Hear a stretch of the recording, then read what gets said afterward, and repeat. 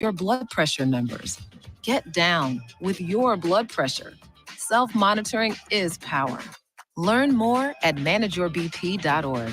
Brought to you by the Ad Council, the American Heart Association, and the American Medical Association, in partnership with the Office of Minority Health and Health Resources and Services Administration. The Mill Coffee and Tea, formerly with only 4 Lincoln locations. Guess what? What? There's 5 Lincoln locations now. Oh my gosh. That's 25% more Lincoln locations than there used to be. Can you even imagine a world where there's only 4 Lincoln Mill locations? Feels like ages ago. We were all so young then. The Mill on 11th, located right alongside 93.7 The Ticket Studios, 1040 O Street. Hi, Sean Callahan here of HuskerOnline.com, inviting you to join us here on 93.7 The Ticket every Saturday morning now. In our new time, we're on from 8 to 9 with the weekly Husker Online radio show. We'll give you the latest in recruiting. We'll talk about what's going on with both football, basketball, and we'll probably share a few stories from the inside. It's every Saturday morning right here on 93.7 The Ticket. It's the Husker Online radio show from 8 to 9 a.m. Spring often marks the beginning of severe weather, which can lead to power outages. LES wants you to be prepared before the storm. Restock your emergency kit, update your info with LES, and if you encounter an outage, report it at les.com/report. Power combo BOGO? Huh? Yes, if you purchase an air conditioner, you receive a furnace completely free. At John Henry's, our professionals want to ensure you are comfortable in your home all year long, no matter what Nebraska has to throw at us. Call today to schedule your free estimate and learn more about the free furnace waiting for you. Give John Henry's a call today. 435-5555. John Henry's Plumbing, Heating and Air, and Electrical. This is Lincoln's home for sports talk on the FM dial. Also online at theticketfm.com. On the internet. KNTK FM Firth, 93.7 The Ticket. This is Sunday Rewind. Take it back now, y'all. Hang down, flip it and reverse it. If I could turn back time. On 93.7 The Ticket and theticketfm.com. Now, here are your hosts, Tom Stevens and Mike Melby. Welcome in, Husker Rewind. Tom and Mike. Tom Stevens here, Mike Melby there. Every Sunday, 5 to 7, it's called Husker Rewind. Hey, we're actually live today. No NCAA. How weird is basketball. Actually, there was basketball. Iowa was just defeated by South Carolina. South Carolina goes undefeated for the season. Dominated the second half. It was a good first half, but South Carolina kind of does what they do. They get physical and took Caitlin Clark off her game. 20 points in the first half, 30 overall, but just 10 of 28 shooting. It was, in the first half, kind of the Caitlin Clark show, but once it wasn't, then South Carolina kind of dominated. Yeah. It's the difference between a truly great team versus a pretty good team with one great player. I mean, nothing against Marshall or Morgan or I can't remember the other young lady that's the Stuckey. I think they have some good players, but the size and athleticism of South Carolina is ridiculous. Yeah. They are just really big, and they hassled Caitlin Clark, and I kind of thought that would happen, quite frankly. I was a little surprised that Iowa was able to stay in as long as they were. But I said to Heidi, my wife, I said, they're shooting 60%. They're on fire from 3, and they're only up 5. This is not good for South Carolina. And then I thought the steal right before half, where Clark was stripped at half court, Johnson gets the layup, and instead of Iowa maybe going into the locker room with the lead, a 1-point lead, they're down 3. And then South Carolina was on fire, took like an 11-point lead early in the second half. Iowa, to their credit, though, they kept chipping away. They made it like a 6 or 5-point game, but it's kind of what I expected today. Yeah, the one thing it just bugs me when teams like that, they're 38-0, okay? They finished the season 38-0. Prior to today, they were 37-0. Right. And one of their players, first thing they say in the post-game presser on the court, on the radio broadcast I was driving down as it ended, "This is for all those naysayers that said we couldn't do it, that didn't believe in us." I'm like, outside of Iowa fans because they believed in their own. Like, who are you talking about? Are you You're nuts? 37-0. There's very few people that have intelligence that thought you couldn't do it. I hate when people try to get narratives or instruct us with narratives that aren't there. I don't know if it's a generational thing because Bo Pelini used it for the entire tenure at Nebraska, us against the world. And I am just absolutely exhausted. I guarantee you South Carolina was the favorite. I know they were. Yeah, the 4.5 point, 4.5, I believe was. And I would have taken that in a heartbeat. Oh, yeah. In a heartbeat. I would have taken a 10-point spread. I didn't think Iowa stood a chance. I was stunned it was as close as it was. I thought if Clark goes off for maybe 45, they have a chance. But she had 20 in the first half, 10 in the second, and was 10 of 28 shooting. Yeah, not the most efficient day.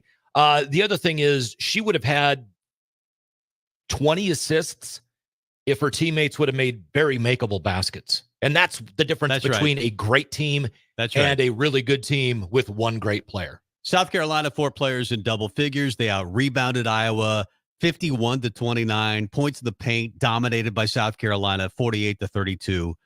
Pretty much what I expected. I thought that Clark had the chance to dominate the day, and she did in the first half. And maybe, kind of go Larry Bird. It reminds me a little bit of Larry Bird at Indiana State. One great player and 4 very mediocre to average players. And he gets them to the national championship game until he faces Magic Johnson. Yeah. And a team loaded with talent. Who's just as good, but and the rest of the cast is loaded. Yeah. So. And that's kind of what it reminded me a little bit of. I'm sorry, old man talking, about a game that happened in the late 70s. Yeah. But that's what it did remind me of.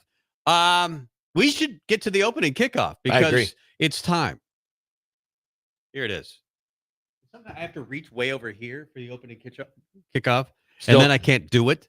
So I'm going to keep. You're just going to do yes, indeedy do? No, I demand that we play the opening. I hate this thing over here. It's this. I do the studio once a week, and I don't know where all the buttons are. Well, in fact, we've got 3 separate computers. Yes, indeed, do. It's time for the opening kickoff. Here's Mike Melby. You sound so much better anyway. Yeah. Nebraska basketball coach Fred Hoiberg was named the Jim Phelan National Coach of the Year on Thursday. The award winner is determined by a 10-member committee of current and former head coaches, as well as 2 senior staff members of collegeinsider.com. There's like 5 other national coaches of the year. Hoiberg was a finalist in most of those. Hoiberg led Nebraska to a 23-11 record overall, second most wins in a year for the program, including wins over number 1 Purdue and number 6 Wisconsin, and an NCAA berth, their first in 10 years. Since February 5th of 2023, the Huskers are a combined 29-14, not too shabby, but congrats to Fred Hoiberg, National Coach of the Year. Also, a huge shout-out to the Japanese Steph Curry. Man, way to represent Keisei Tominaga. He wins the Final Four three-point shooting contest in dramatic fashion. His cockiness... Like if you can't, if you don't love him, if you can't, if you can't walk the walk, then don't talk the talk. He talked it, he walked it, and he embarrassed everybody. Especially on the second round, I don't know that he knew that he had to make the yellow ball. Did. He said he did, but I'm not sure. I mean, he didn't act like he did. He waited and waited and waited and waited, and then took the last shot, and then of course he switched it like Casey always does. All 3 of the money balls too. He just he sat there and he was watching the clock and he's like, okay, yeah, 8. He had, 7, he was way behind 6, and he 5, had a bad 4. You're right. 3. He just waited and 2, waited. Swish. It was so cool. That was amazing. I'm going to miss him more than any player probably in Nebraska basketball history. I know that sounds. I'll miss the love and the joy. I won't miss the kind of the some of the antics. At times I get the exuberance, but at times do your job. I get it. If he's on your team, I love him, and I love him. If he's if you're not a fan of Nebraska, then you probably don't love him all the time. But yeah, that was amazing. The offseason for Husker Hoops is going to be busy as ever. Since the end of the season, Nebraska has seen 6 players enter the portal. They also lost 3 seniors. They're awaiting a decision from Rick Mast on if he's going to return for his senior year or go play professionally. Sounds like I'm hearing 80-20 that he's going to go play professionally. He can make a lot more money overseas. But that knee is the big issue. The knee that of course, he had repaired during the season. He said publicly, I really want to have it looked at. I want to have the doctor's input on this. What are my options with the knee? I think that in his heart, he really wants to come back, but does the knee agree with him coming back? I don't know. Well, I mean, we don't know what the doctors are telling him on if he needs surgery or if he's going to have to play with pain the rest of his life. So, so far of the players who could return that figure to be rotational players next season, only Juwan Gary, Sam Hoiberg, and Bryce Williams have said they are coming back. The two biggest losses, one of them, well, I'll be honest with you, both of them to me were a bit of a surprise. Jamarcus Lawrence and Eli Rice. Rice really kind of shocked me. Lawrence, if he wasn't happy in his role as point guard to where they basically made him throw a half season away by forcing him to do something he wasn't good at. Well, they didn't have a lot of options. When Aaron Eulis was ineligible, they had to make a point guard. Somebody make him, and maybe the best option right away would have been, Bryce, you're our point guard. To me, literally game one, it kind of seemed like that should have been the case, but whatever. Those two are gone. They've got a lot of holes to fill. The young man from South Dakota State, you said you like his film. I like him a lot. I shrugged my shoulders. I don't know anything about him. Haven't seen film. They're in a couple others. Frankie Fiddler sounds like he's going to Wisconsin. Haven't heard anything official, but that's kind of what all the tea leaves I'm hearing is he's going to head that way. But hey, let's face it, man. Frank and his coaching staff, or Fred and his coaching staff, have done a fantastic job putting rosters together the last 2 years. I have full faith they will put a hell of a roster together for next year. They have a really good chance. I mean, I don't know that they've set up visits yet, but Farrell Payne, Minnesota, 6'10", 10-6 kid, and Joshua Ola Joseph, also a Minnesota kid, 6'7", 215. One of his best games was against Nebraska. He had 15. Those are two guys that are available. You mentioned the kid from North Dakota State. His name's Andrew Morgan. 13 and 5, 6'9", 230, career 58% field goals. I mean, the kid's really efficient, doesn't take a ton of shots, and yet scores 13 a game. Nice. I like, and I've watched his video. I really like him. I think Nebraska has a really good chance at him. He says, I like Nebraska as well. He says it's a one-of-a-kind place, Nebraska. So, and then you add, that to the fact that Gary is coming back. Bryce is going to come back. Maybe Rink comes back, knee and all. How good is the knee? You still have Aaron Eulis if you need it. I think they need to go get a point guard. They need to go get about 6 players. So they have 7 open scholarships the way things sit right now. Yep. And they did it pretty easily last year. I think they're going to do it again. Yeah. And then they've got Braden Frager from Southwest, who I think is going to be, I don't know that he's going to play meaningful minutes for probably at least 2 years, if not 3. And then Nick Janowski. I like Janowski. I do too. He cooled off his senior year. He was like a 47% three-point shooter up through his junior year, and he was only like 37% this last year. Like almost 30 a game. He did, but he wasn't as efficient. Husker baseball team saw their 10-game winning streak end last Tuesday in a 5-3 loss at Creighton. They have since come back this weekend at Haymarket Park. They won the series against Ohio State. A little bit of a downer today, losing by a score of 9-3. A grand slam on the top of the ninth sealed the deal. Huskers were down 5-3 with an opportunity. Some questionable umpiring today. But bottom line, man, Brett Sears again. 3-0 complete game shutout on Friday night. They won 7-3 after being down 2-0 early yesterday. But he's good. I'll tell you what, man. He hits the mid-90s with his fastball. He's got a curve. He's got a slider. He's got a change. Through the complete game shutout, he's a dominant pitcher. He's got one of the 5 best ERAs of the country. Yeah, and the funny thing is, I don't remember if it was Bolt or Childress that made the comment. I didn't say anything to him. He simply looked at me after the 8th and said, I'm not coming out. Right. It's like, I'm not going to argue with him. Don't try to take this baseball out of my hands. Drew Christo, I'm wondering about Drew. He started today, did not pitch well, 2 1/3 innings, only threw 48 pitches, had 4 strikeouts. Will Walsh came in relief and retired 13 of 14 batters. Will Walsh was great. Kyle Perry was great again. Tucker Timmerman gave up the grand slam with 2 outs in the 9th, and that put it away.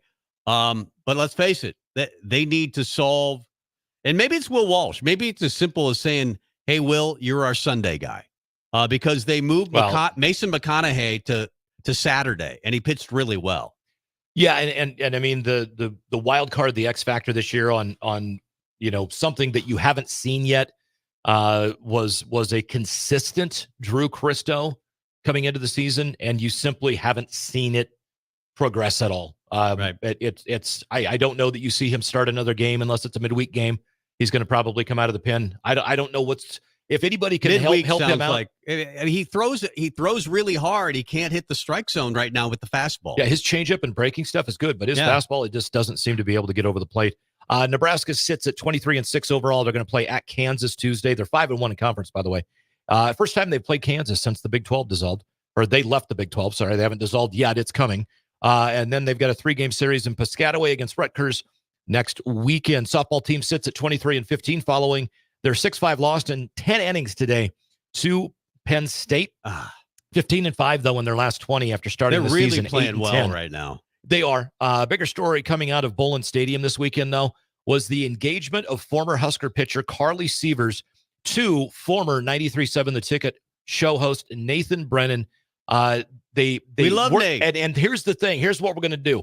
We're going to call him? We're going to call him at 5:45, and we're going to get Nate on. He's going to give us the play-by-play of how he got this whole thing set up, how he got the okay from Coach Ravel to do this. Right. But it was phenomenal. If you haven't seen the video, go check it out.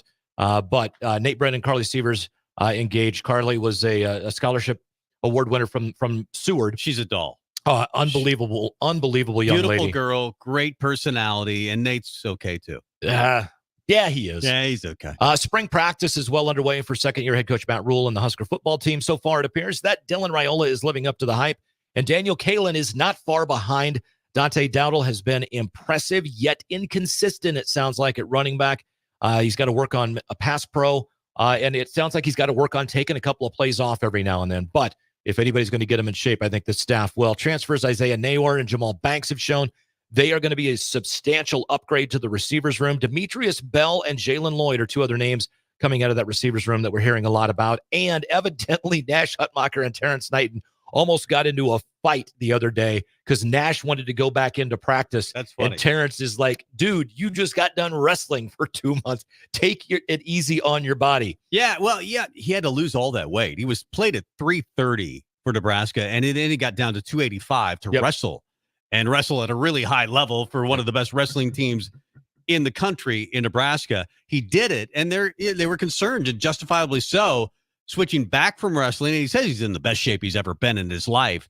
But it's a different sport, and you're wondering about, the physicality of playing football versus wrestling. They already know what he can do. So let's take it easy. Take it easy, dude. He said he's back up to about 295. So that'll wrap it up for the opening kickoff. Just basically all Husker stuff, man. It's been a quite a last couple of weeks. We had last weekend off with Easter, and it's good to be on the air. Yeah. and then next week I'm out. I'll be out at Eagle with Tyke Jensen and the Carpetland 24 sprint car, and we're going to be a practice night. And so it'll be you and Bach next Sunday. Excellent. My old partner, Jake Bachhoven, on this show. But for now, it's Mike Melby and Tom Stevens, Husker Rewind. Big show for you today. Evan Bland of the Omaha World Herald will talk lots of Husker baseball and football. Obviously, he knows them both well because he writes about them for the Omaha World Herald. You mentioned Nate Brennan. He's going to be on the show as well, talking about his engagement. I want to ask this because it always makes me think about this whenever I see somebody on the big screen proposing or doing it on the diamond. Nate knew Carly was a lock. I mean, he knew that she was going to say yes. But those guys that just take the chance and they get on the big screen and they're on the kiss cam and they get on their knee and then she says, no, I'm not going to do that. There was one I saw from sometime last year. I think it was at a hockey game. And the girl just looks at him and does the hand on the hip, the head whip, and goes, we need to talk. We need to talk. I mean, I admire people who can pull it off. Our buddy Steve Sheridan, I think, did it when you were the announcer for the Stars. Yep. Yeah. And then a gentleman, Kurt Bonner, is a guy that was on the tow crew. The guys that would go out there each and every race night at Eagle they did it for almost 30 years. And he did a proposal on the front stretch that I helped him with way back in the day. Who was it that the football player that did it during the spring game? Offensive lineman, it'll come to me. That did it during the spring game. Yeah. And got his yes. The greatest one of all time is Boise State. They beat Oklahoma in the Fiesta Bowl. And Johnson, what was his first name? Proposes to the cheerleader after scoring the 2-point conversion in the Fiesta Bowl. Yeah. That was one of the best ones of all time.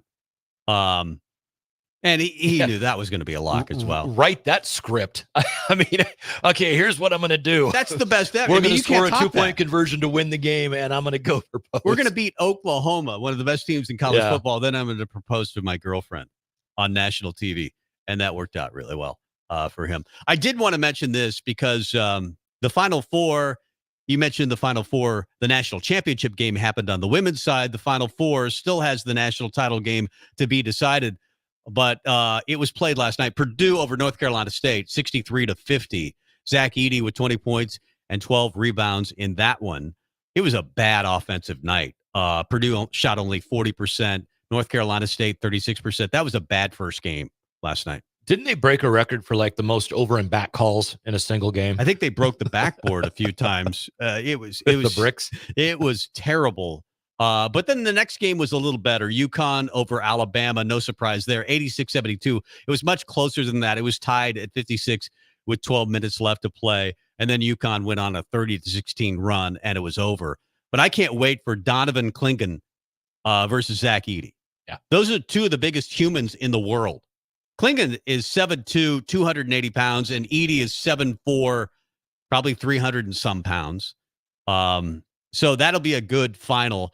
Most people probably have UConn to repeat. If they do, they'll be the first team to do it since Florida did it in 2006 and 2007. Man, winning Billy back-to-back. Donovan. What's that? Billy Donovan. Billy Donovan. Holy smokes. By the way, Alabama had a former player from this state, Latrell Wrightsell Jr., who had been injured for a couple of games. He had a couple of threes last night. Alabama made 11 threes. They're a really good shooting team. Nate Oates assembles his team kind of like I think that Fred would like to assemble his team. Surround the three-point arc, knock down threes, and play fast. Well, the difference is, to me, between Nate Oates and Fred Hoiberg is Hoiberg has started to focus on the defensive side a lot more, I think, than Nate Oates does. Well, he's got athletes. Marcus Sears is good. That Grant Nelson, also a North Dakota State kid. Yeah, I would love to have some of the athletes Alabama did, but I like the defensive system Nebraska runs because it's a team defense. I mean, it's truly it has so many moving parts. And when, the one cog gets broken off the wheel, the other wheel swings up or swings out and covers, and then somebody else rotates, which causes somebody else to rotate. And the guy who was the broken cog all of a sudden has moved to that's watching Nebraska's defense when someone gets beat, to me, was just kind of beautiful because you would see everybody else move and change up. I love the defense that Fred's running. Yeah, right he's now. and We'll see what he credit does Fred next year. because he went from almost like the skin of your teeth getting fired by Trev Alberts to becoming National Coach of the Year in like a year and a half. Yeah, 29-14 since February 3rd last year. Yeah, and K-State is a big part of that. But you got to point to guys like Juwan Gary and the fact that I think Fred always wanted to run the system he's running now. He just didn't have the players to do it. He didn't have the rink masks. He didn't have the Juwan Garys. He certainly didn't have a Keisei Tamanaga. He didn't have this version of C.J. Wilcher. Even though he had C.J. Wilcher, he didn't have this version of him. So he had the pieces, and Jamarcus Lawrence picked up his game, and these guys all just played for each other. I think they just ran into the worst matchup that they could have run into in Texas A&M. Yep. I mean, when Fred said they ran into a buzzsaw, it was true. A team that shoots 29% from three for the season, and this includes the last 7-game stretch when they're shooting 40%. So it's like they figured something out, and it is obviously now like they're on a roll, and then they almost upset Houston, which I thought they were going to do. I actually thought they'd win that game. They either needed to win their second round game or not beat Indiana in the Big Ten tournament, Nebraska, and go to 11th seed. I mean, because there's so many teams they could have beaten as an 11th seed. But back it up and go back to the Big Ten opener against Minnesota. Go back to the Rutgers game. There's 2 wins right there that they gave away. Right. They win those 2 games. Every other chip falls the way that it does. Nebraska is the more than Illinois game where there's a phantom call right at the end of that game. That's out of their control. They were completely in control of the Rutgers and the Minnesota games on the road. They failed to win. And the Illinois game, they should have won. It was a phantom call, but they could not control that call. If they control what they can control and win those 2 games in the second half, I think it's a totally different conversation. I think they wind up a 6th seed.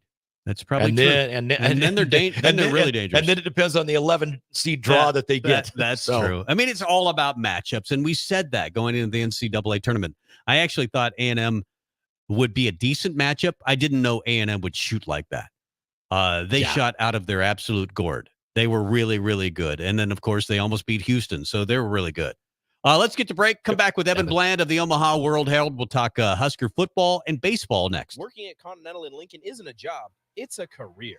And right now, they've raised wages again, and they're hiring for production operators at $24.62 per hour, which grows to $28.97 per hour within 3 years. Skilled trade positions now start at $33.36 per hour, with opportunities to make more based on certifications. Continental also has salary jobs available and great benefits, plus medical and prescription costs at very low premiums. Dental, vision, and life insurance are offered at no premium cost to the associates, with increased bonuses and vacation for new hires. To learn more or apply, go to continentaljobs.com with keyword Lincoln. Come work at Continental today. This is Brad with Midwest Bank, proudly serving our Nebraska communities for over 70 years. We're a community bank, making local decisions, supporting local organizations, and helping local businesses and farms succeed. We are dedicated to serving our clients and helping them meet their financial needs with sound, innovative banking solutions. From an array of checking and deposit accounts, cash management services, to small business, real estate, and ag lending. We're here for you. Your community, your bank, Midwest Bank. Find out more at midwestbank.com. Member FDIC. Get rid of pesky critters once and for all with Bats to Rats. Their expert team is here to help you reclaim your home. No more sleepless nights caused by crawling critters or flapping wings. Bats to Rats ensures a safe environment for every family member. Check the website at batstoRats.com for amazing offers. And if you mention this ad, you'll receive $10 off your initial inspection cost. Call Bats to Rats today at 402-781-8691. That's 402-781-8691. Bats to Rats. Are you looking to get into the electrical construction industry or wanting a new scene? The electrical workers of Local Union 265 are now hiring licensed journeymen and apprentices and are offering great pay and benefits. Call Mike at 402-875-1034 to apply. Start your electrical career today. NEPCO is hiring CDL drivers for ready mixed concrete, Husker Concrete, and Beatrice Concrete. NEPCO offers great pay, medical and retirement benefits, paid time off, and they pay for CDL training. Apply today and start your new career with a $2,500 hiring bonus. From NEPCO's beginning in 1908, it's the employees that have formed the company's solid foundation. Start your career today. Visit nebcoinc.com. That's NEBCOINC.com. Spring often marks the beginning of severe weather, which can lead to power outages. LES wants you to be prepared before the storm. Restock your emergency kit, update your info with LES, and if you encounter an outage, report it at les.com/report. Hey, Husker Nation, Matt Davison here with 1890. It's an exciting time to be a Husker fan, and to keep that momentum going, we need your help. Nebraska has always been a leader in college athletics, and we're doing the same through name, image, and likeness. NIL is a unique opportunity for every Husker fan to have a direct impact on the success of our programs. Through 1890, 100% of your contribution goes to the student athletes. So go to 1890nebraska.com, choose your sport, become a member, and help the Huskers recruit and retain the best. Go Big Red. Hi everyone, Kendall Warnock, A1 Automotive in downtown Lincoln. Spring is here, summer is fast approaching. With weddings, vacations, and weekend getaways on your mind, do not let car issues prevent you from getting where you need to be. Car problems shouldn't be something that you put up with. Let us get you back on the road in comfort and safety. We diagnose all makes and models from Porsches to Hondas, Toyotas, and Chevrolets. We fix a variety of issues with all of them with our talented techs and our experienced staff. A1 Automotive at 11th and L, downtown Lincoln, always honest answers. Liberty Law Group is committed to the defense of liberty for those accused and the pursuit of justice for those injured. Liberty Law Group's relentless trial attorneys specialize in criminal defense and personal injury law. Navigating the legal system can be stressful, overwhelming, and full of uncertainty. We believe in treating every client with respect, compassion, and understanding. When you're in need of legal assistance, trust Liberty Law Group to fight for you. Call 877-42-LIBERTY. That's 877-42-LIBERTY. This is Sunday Rewind on 93.7 The Ticket and theticketfm.com.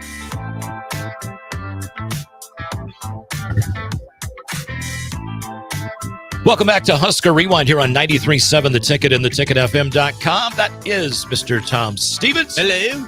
My name is Mike Melby. And on the Allo VIP line, we have got the Omaha World Herald's Evan Bland. Yeah. I was doing a dramatic pause for that effect. was good. That was really, I just got scared. So I you know me, dead air, because I'm used to it. Evan, how are you, man? Hey guys, I'll take the dramatic pause over, who is this guy we're talking to any day of the week. So that's okay. That would never be the case. So we're always going to have you on. Husker football, baseball. We'll start with baseball. Nebraska loses today. It was a tough one, but they've got to be happy about it. If I would have told you they're going to start 22-7 and be 5-1 at this time of the Big Ten, you'd take that and run in a heartbeat, right? No doubt about it. And they lose the one today, and they were kind of just irked. You could tell it didn't sit right with them. And they'd won 11 in a row at home. They'd won their first 5 in Big Ten play. It just seems rare anymore when they're walking off the field without winning. And the way that they've been going, I kind of felt like even into the 9th, they had a pretty good chance to come back. I mean, they were getting into Ohio State's bullpen, and they just couldn't come up with the clutch hit. And then, the Buckeyes get a grand slam in the 9th to take some of the late drama out of it. But I mean, they're playing really well overall. The bullpen has been strong. It was strong again today for the most part. They're starting to figure out the rotation. The offense just kind of grinds you down if you're an opposing pitcher. They get into your bullpen and find a way, even if it's not until the middle innings. So yeah, it's a deep team. It's a team I think that deserves to still be ranked next week. We'll see if they actually are after going 2-2. But I mean, you're in April and you're clear atop the Big Ten by at least a game or two over, I think, just about everybody. And you're in a regional hosting conversation at the midway point in the season. So absolutely, if you're Nebraska, you're thrilled with where you are here at this point. Today, I want to kind of go back to today's game. There were 2 plays. The one that they called a foul tip that the catcher caught, that when they showed the replay, the ball and the bat were like a foot apart. And then when the Ohio State player thought it was ball 4, took off all of his stuff, and it wasn't, and he comes back and it should have been a pitch clock violation on the hitter, which would have been strike 3 and ended that inning. Mm-hmm. Those 2 plays, I mean, I get it. Control what you can control. You cannot control the referees and the umpires. But man, 2 very egregious calls that went against Nebraska that just made the hill tougher to climb to me. Yeah, no doubt. I mean, the first one was kind of strange. I think that was Riley Silva at the plate, and he swings and misses. And I mean, it seemed pretty clear that was, I don't know, foul tip, or that he should get another chance. He doesn't. And then the other one was the one that really hurt a lot more, where by the letter of the law, that batter, Mershon, for Ohio State should have been penalized with that 3rd strike, because he was halfway down to first because he thought he had drawn a walk. And instead, I guess the officials were feeling lenient that day. They were going by maybe the spirit of things instead of the letter of things. And wouldn't you know, the very next pitch, full count, single back up the middle to score 2. And that was the difference in the game right until the 9th inning. And a lot of things could have broken differently there. So I think for the most part, the replay system, which Nebraska really fully installed this year, has been a positive. They've been able to challenge some things and get right some calls that they have never been able to do before this year without having some of these new cameras there. But yeah, I think the pitch clock one, especially, that's not one necessarily that you can challenge. It's just one that says, hey, why didn't the clock start at this time, or why wasn't he penalized? And so, it's kind of interesting. I was thinking about this, that you're running out of reasons in baseball to have an argument with an umpire and to kind of get in each other's faces. And they actually had a couple today, which you just don't see a lot of anymore. Yeah. Evan Bland of the Omaha World Herald talking Husker baseball. We'll get to some football talk as well. Nebraska leads the Big Ten. It's the best start in many, many years, 15 plus years for Nebraska baseball. As you mentioned, have a chance to host a regional. And I'm looking at why the difference. And all I can come up with is Rob Childress. He wasn't on the staff, and now he's on the staff. He's the pitching coach. I'm guessing he's recruiting a lot of these pitchers. He's finding them. And Nebraska's staff in general, the pitching staff is really, really good. Is that the difference in Nebraska baseball this year? It's one of them. Yeah, I would say there are probably 2 or 3 main reasons. One of them would definitely be the Rob Childress effect. And we saw it firsthand, obviously, with some of Nebraska's best staffs that they've ever had in the early 2000s when they're making those College World Series runs. Childress made his A&M teams, the foundation of those teams that went to regionals every year were the staffs, and he's bringing it to Nebraska. And he said it when he came on full-time last summer that they wanted to lead the Big Ten in fewest walks allowed, and that strikeouts to walk ratio were the big thing for them. So if you can get to close to that 3-to-1 strikeout to walk ratio, you're in really elite company. I think there were 6 teams that did it all of last year.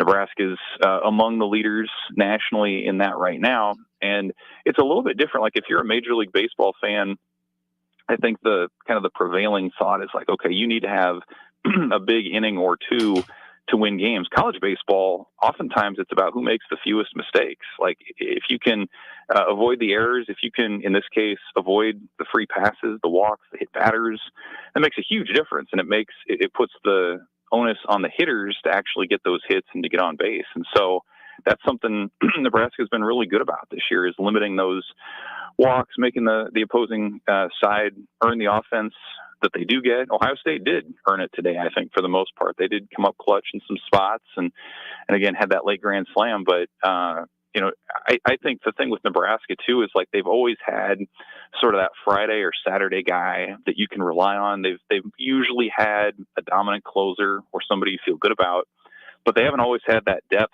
of arms to like, okay, what do you do to cover that 6th, 7th, 8th inning? What do you do with your Sunday guy? What does your midweek situation look like?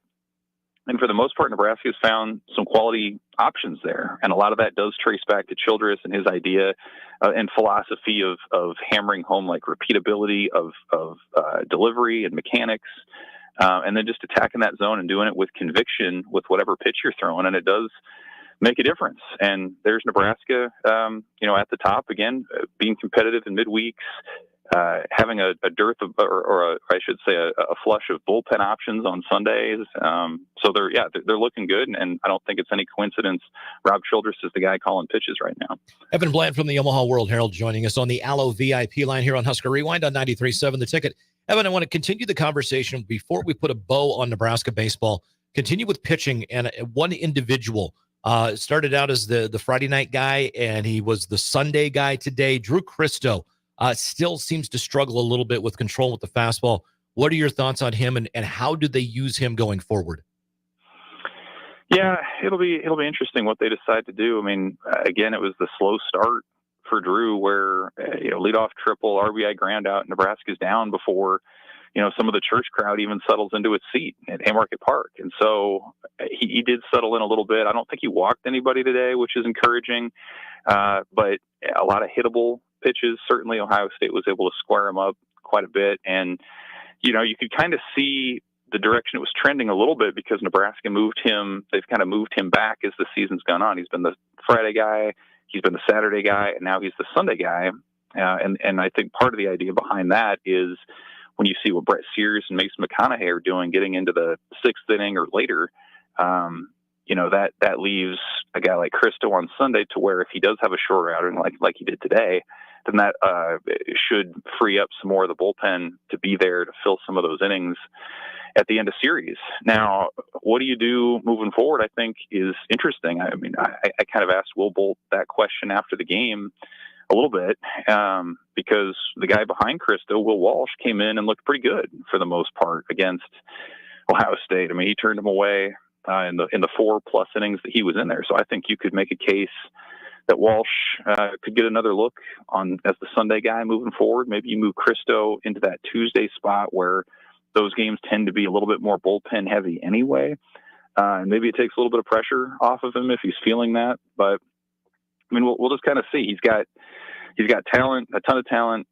He's a good leader. The intangible stuff's all there, all the kind of things that you could want. It just hasn't had the consistency that they're looking for. So whether that's Sunday guy, potentially a midweek guy moving forward, we'll see. But he's definitely an X factor when you talk about like what the potential of Nebraska baseball could be. If Drew Christo can really lock in and find that command, it's just going to make the Huskers all that much better moving forward. He's Evan Bland of the Omaha World Herald. Tom and Mike here, Husker Rewind every Sunday, 5 to 7. Let's move on to Husker football talk. Of course, the spring game is coming up April 27th.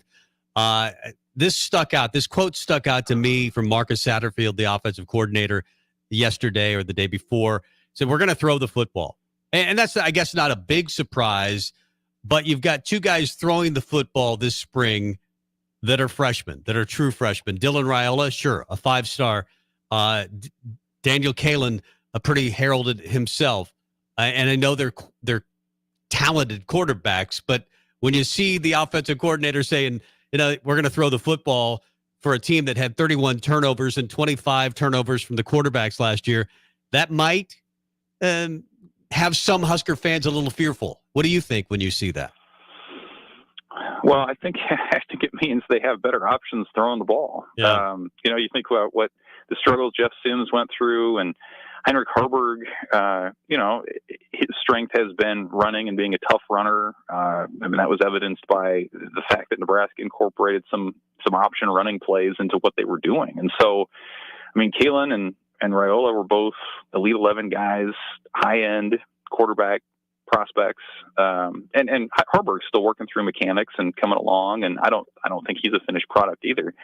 But I think they're kind of excited that they have guys who are more suited to throwing the ball. And like when you talk about the thing that can flip Nebraska football in 1 year into being sort of a breakout team nationally, I think it's less about the plays, like these winning plays maybe that Nebraska quarterback can make, as opposed to just avoiding the losing plays. Like if Nebraska, I think quarterbacks, I forget the number exactly, but it was right around 30 giveaways that Nebraska quarterbacks were directly responsible for last year, whether that was fumbling away possessions or the interceptions. And so like if you can even be just sort of average or slightly above average while completing your passes at like a 60% clip, like with paired with the defense that they have on the other side and some of the skill players, like that's a recipe for a quick turnaround. And so I think the coaching staff acknowledges that they're going to have to run at points to win games in the Big Ten.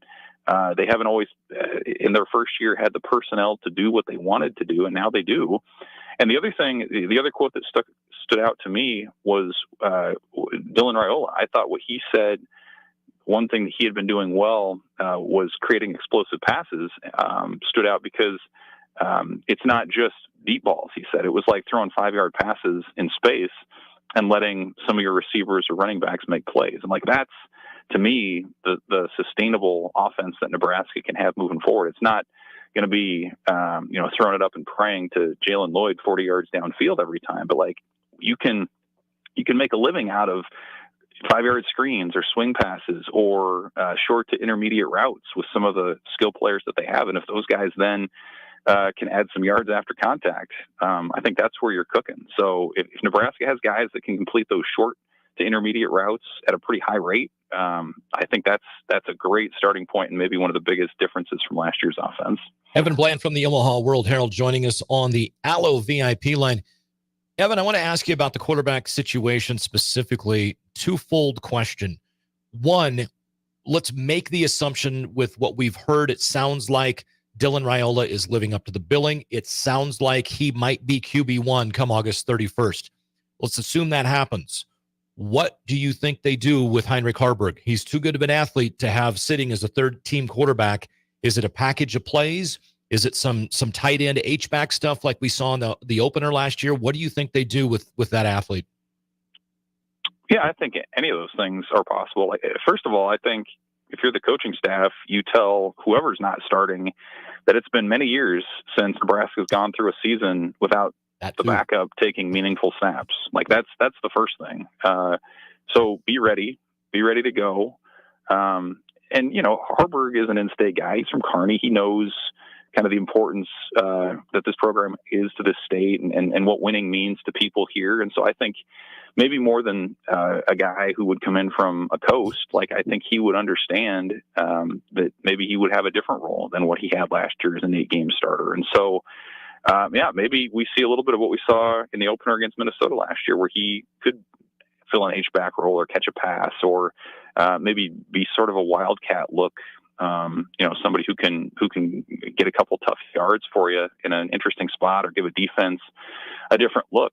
So I think you would start there. I think, too, Harburg all of a sudden is the old guy in the room. Like we said, Kalen and Raiola are true freshmen who in a normal situation would still be in high school. They've got a couple walk-ons.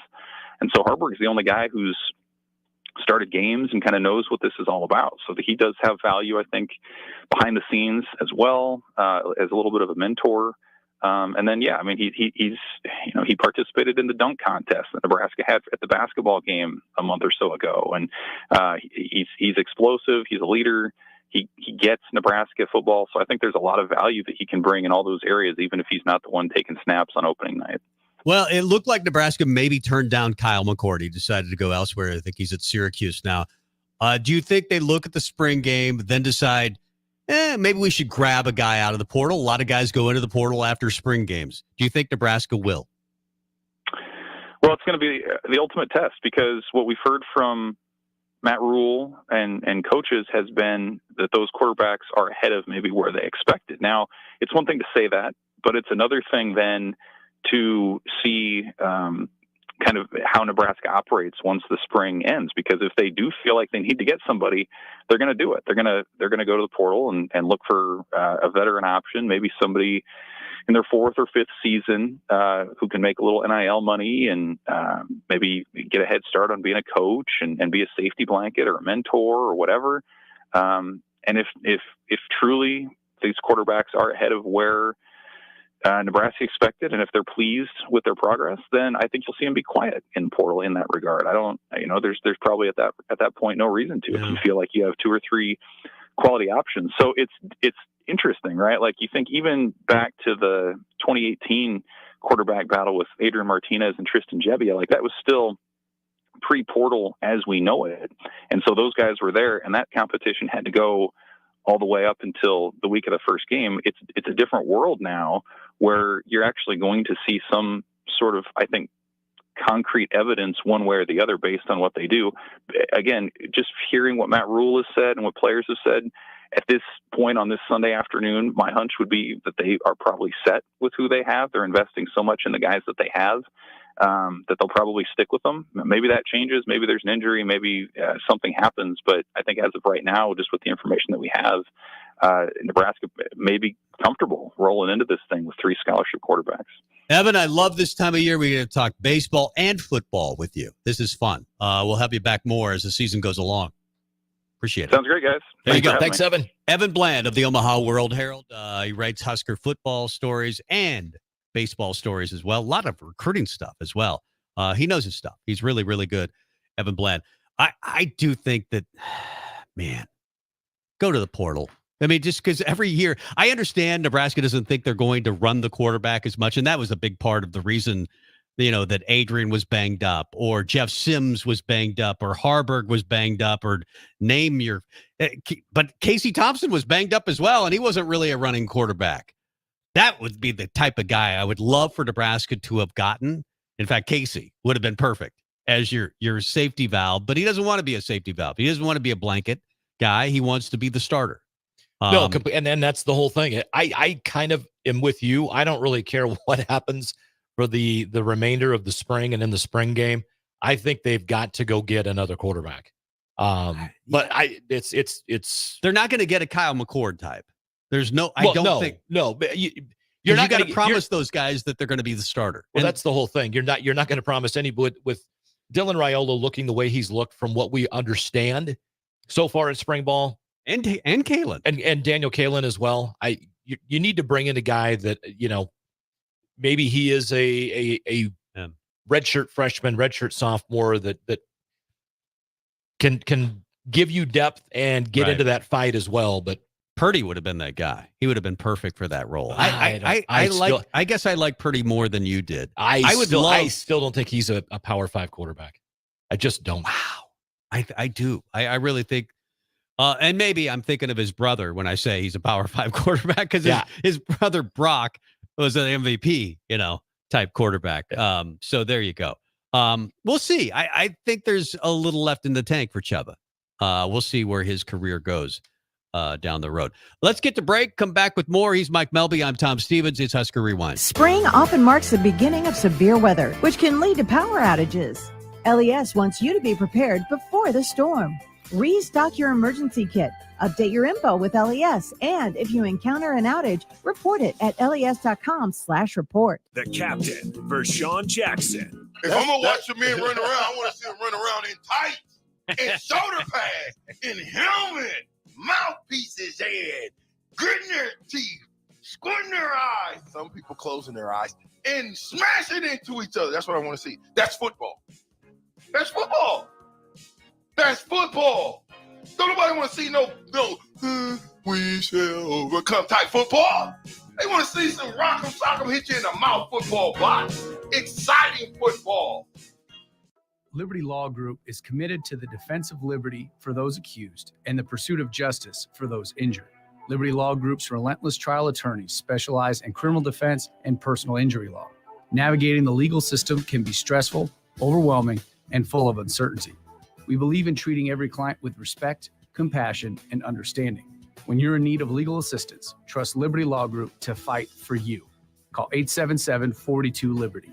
That's 877-42-LIBERTY. Old School with DP and J. So I knew that it was a crapshoot with the grown-up professionals at the highest level. Who's going to bet? I don't know whether the starting center's girlfriend broke up with him, whether his parents have groceries that week. I don't know whether his roommate and him had a fight. So why would I want to bet on that? On 93.7 The Ticket and theticketfm.com. Are you ready to take your seating season to the next level? Now's your chance with Landmark Implement's early order program.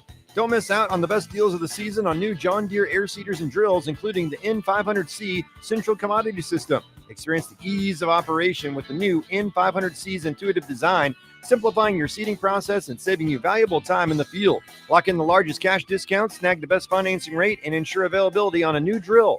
Contact your local Landmark location for full details and experience the Landmark difference. Hi, everyone. Kendall Warnock, A1 Automotive in downtown Lincoln. Spring is here. Summer is fast approaching. With weddings, vacations, and weekend getaways on your mind, do not let car issues prevent you from getting where you need to be. Car problems shouldn't be something that you put up with. Let us get you back on the road in comfort and safety. We diagnose all makes and models from Porsches to Hondas, Toyotas, and Chevrolets. We fix a variety of issues with all of them with our talented techs and our experienced staff. A1 Automotive at 11th and L, downtown Lincoln, always honest answers.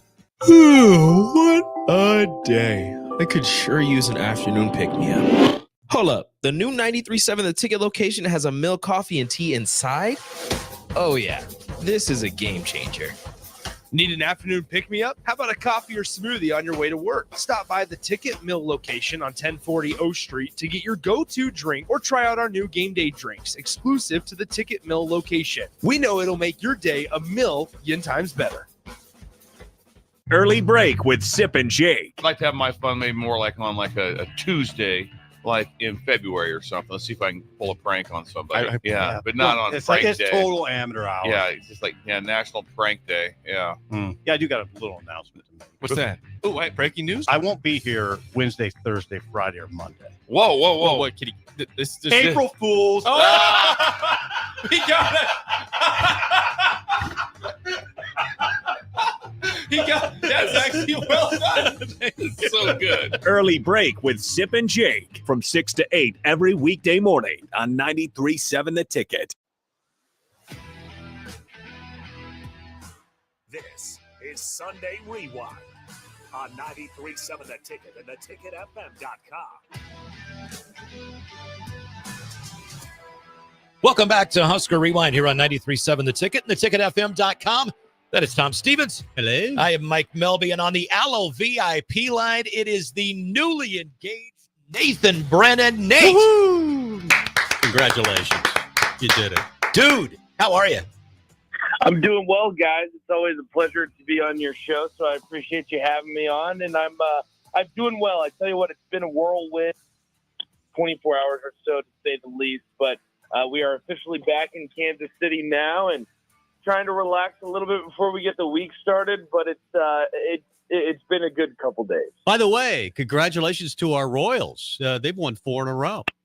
Dude, how about that? I don't know if we're the good luck charm for the Royals or what, because they are not a very good baseball team, I think.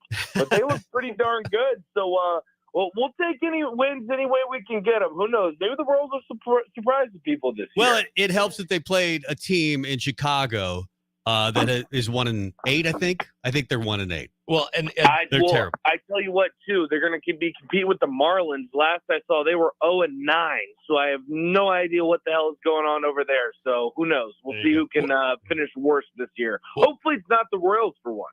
Well, at the end of the day, as a Texas Rangers fan, and I have been since '74, my expectations coming into last year were if they get to 500, I'm gonna be pretty happy. So anything's possible, gentlemen. Hey, you have your title. That's all you need. Well, you guys have got 2 at least. Yeah, that's right. We every 30 years. Every 30 years. Texas is now clockwork. once in like 58 years of the history of the franchise. So we got to congratulate you. You are engaged, and it's kind of a cool story on how you proposed. Tell the story. Yeah. How did you get permission, man?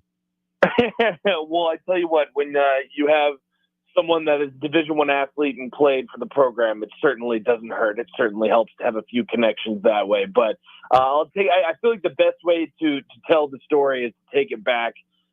Oh boy, I guess it would have been 2.5 years ago now when we first met. As everyone knows, I had worked at 1011 News in Lincoln for just about 2 years, and it was one of the first few months that I was there. And I actually got a direct message on Twitter, or I guess X it's now called, from her mom saying, "Hey, I got this great news story. My daughter's on the Nebraska softball team.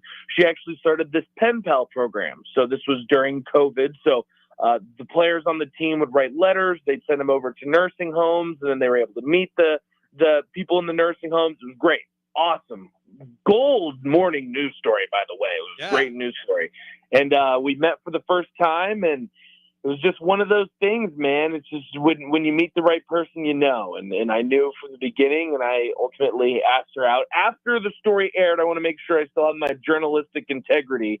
The story aired, and then I asked her out on a date. So we'd been together for about 2.5 years then, and she thought this past Saturday that they were going to have a homegrown Husker introduction. She was going to throw the first pitch at a softball game.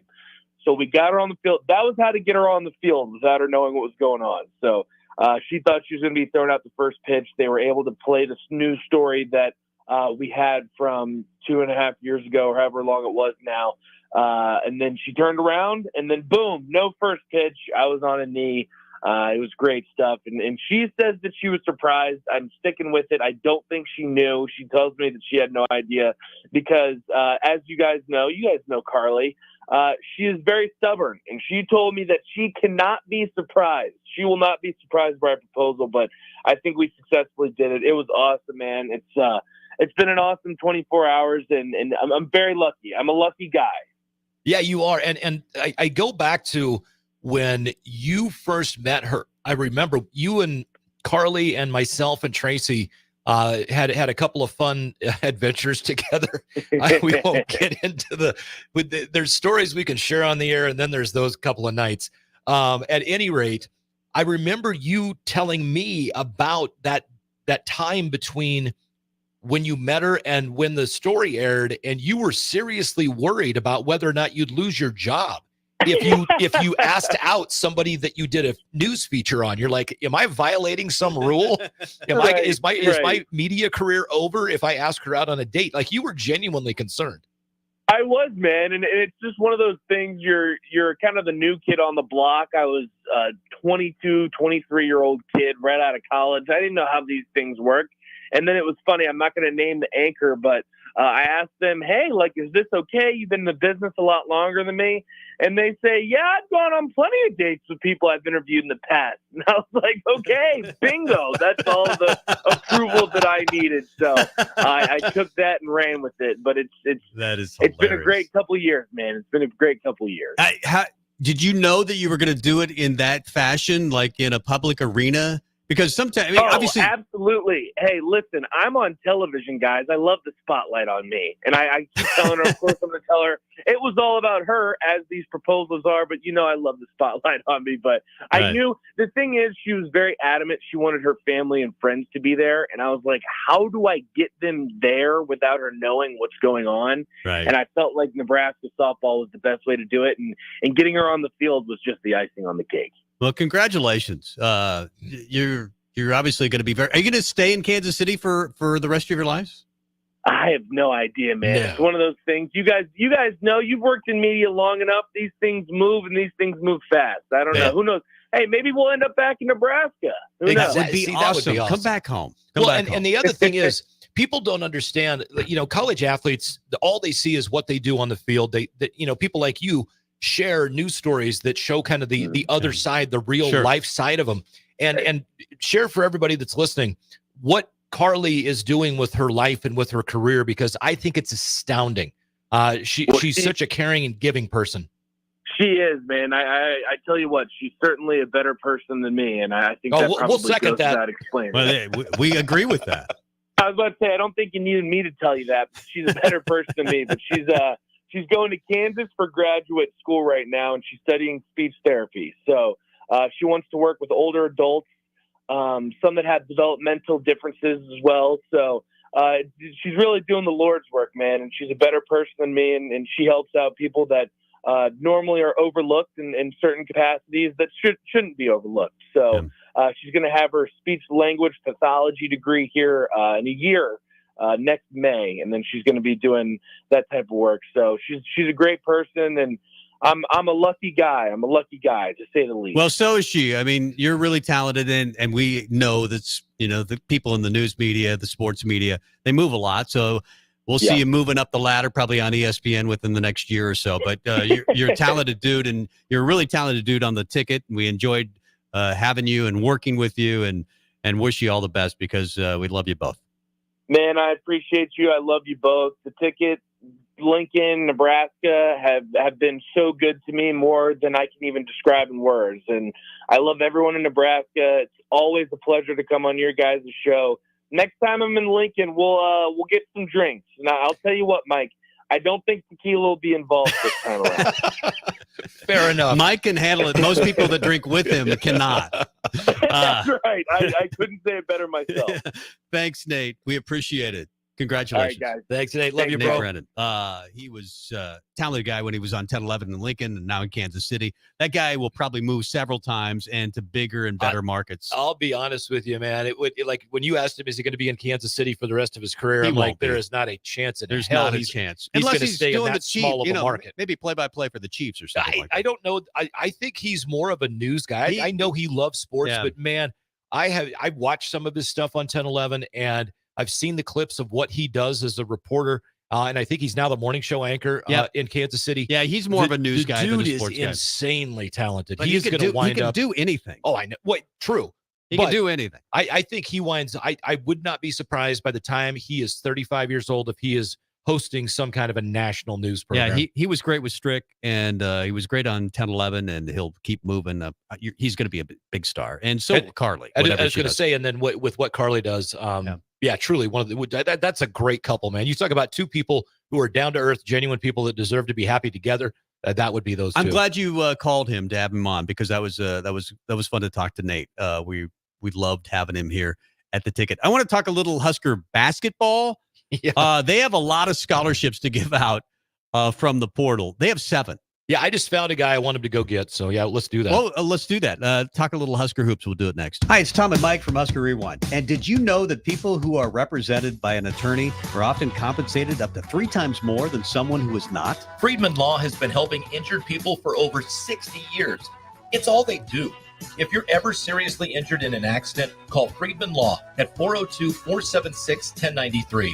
Friedman Law is a family firm that works hard for Nebraska families just like yours. So if you're ever injured on the job or in a crash, contact Friedman Law at friedmanlaw.com. Are you looking to get into the electrical construction industry or wanting a new scene? The Electrical Workers of Local Union 265 are now hiring licensed journeymen and apprentices and are offering great pay and benefits. Call Mike at 402-875-1034 to apply. Start your electrical career today. You can get diesel anywhere, but what about atomic diesel? That comes from Stern. Atomic Diesel is your solution to all your cold weather problems. Prevent clogged fuel filters, increase your fuel economy, and save money with Atomic Diesel. Contact Roger at Stern today by calling 1-800-477-2744 to see how Atomic Diesel and the rest of their line of fuels and lubricants can keep your operation running at max capacity.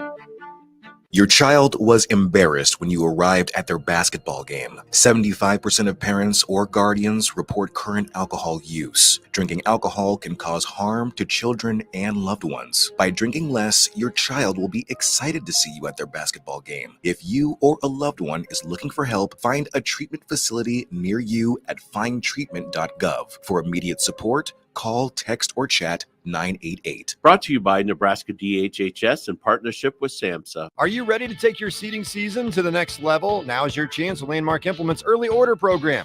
Don't miss out on the best deals of the season on new John Deere air seeders and drills, including the N500C Central Commodity System. Experience the ease of operation with the new N500C's intuitive design, simplifying your seeding process and saving you valuable time in the field. Lock in the largest cash discount, snag the best financing rate, and ensure availability on a new drill. Contact your local Landmark location for full details and experience the Landmark difference. On the Block with Strick and Austin. I think about all the infrastructure that got built up behind the scenes by Coach Osborne, that Coach Solich took over, and then some of that infrastructure was eroded. Matt Rule still has to prove this, but I think Matt Rule's style is that, yeah, he'd like the infrastructure in place, but I think Matt Rule has the personality to do everything in his power to bend it to the way he wants it. Weekdays from 2 to 4 on 93.7 The Ticket and theticketfm.com. This is former Husker and NFL linebacker Jay Foreman. For years, I've suffered from degenerative problems in both of my ankles, but thanks to a thorough and thought-out plan provided by Advanced Medical Imaging, I was able to get my life back with the least amount of pain as possible. While working through multiple options, the team of physicians at Advanced Medical Imaging were there to answer any questions I had. If you're experiencing any pain at all and want to get your life back, go to amimaging.com or give them a call at 402-484-6677. Advanced Medical Imaging, located at 7601 Pioneers Boulevard. Working at Continental in Lincoln isn't a job, it's a career. And right now, they've raised wages again, and they're hiring for production operators at $24.62 per hour, which grows to $28.97 per hour within 3 years. Skilled trade positions now start at $33.36 per hour, with opportunities to make more based on certifications. Continental also has salary jobs available and great benefits, plus medical and prescription costs at very low premiums. Dental, vision, and life insurance are offered at no premium cost to the associates, with increased bonuses and vacation for new hires. To learn more or apply, go to continentaljobs.com with keyword Lincoln. Come work at Continental today. This is Lincoln's home for sports talk on the FM dial. Also online at theticketfm.com. On the internet. KNTK FM Firth, 93.7 The Ticket. This is Sunday Rewind. Take it back now, y'all. Bang down, flip it and reverse it. If I could turn back time. On 93.7 The Ticket and theticketfm.com. Now, here are your hosts, Tom Stevens and Mike Melby. Welcome back. Hour number 2. Mike Melby, Tom Stevens, Husker Rewind every Sunday, 5 to 7. Nebraska baseball off to one of their best starts in 15-plus years. They fall today to Ohio State, 9-3, but they're 22-7, 5-1 atop of the Big Ten standings, 24th ranked in the country and playing great baseball. And we welcome in assistant coach Lance Harvell. Lance, good to have you. How are you? Oh, good to be here. Yeah, I'm good. Good. I know it was a tough loss today and maybe a sad ending to the weekend, but boy, from Brett Sears on Friday night to McConaughey on Saturday, and even today, yeah, you had the tough start from Christo, but then you got a good fight back from the bullpen. It was just one of those days. You're going to lose baseball games, and that's what happened today. But I thought overall it was a good weekend, right? Yeah, it was, and that's what we kind of a good weekend, not a great weekend when especially when you got a chance to sweep a conference opponent at home. But that's baseball sometimes.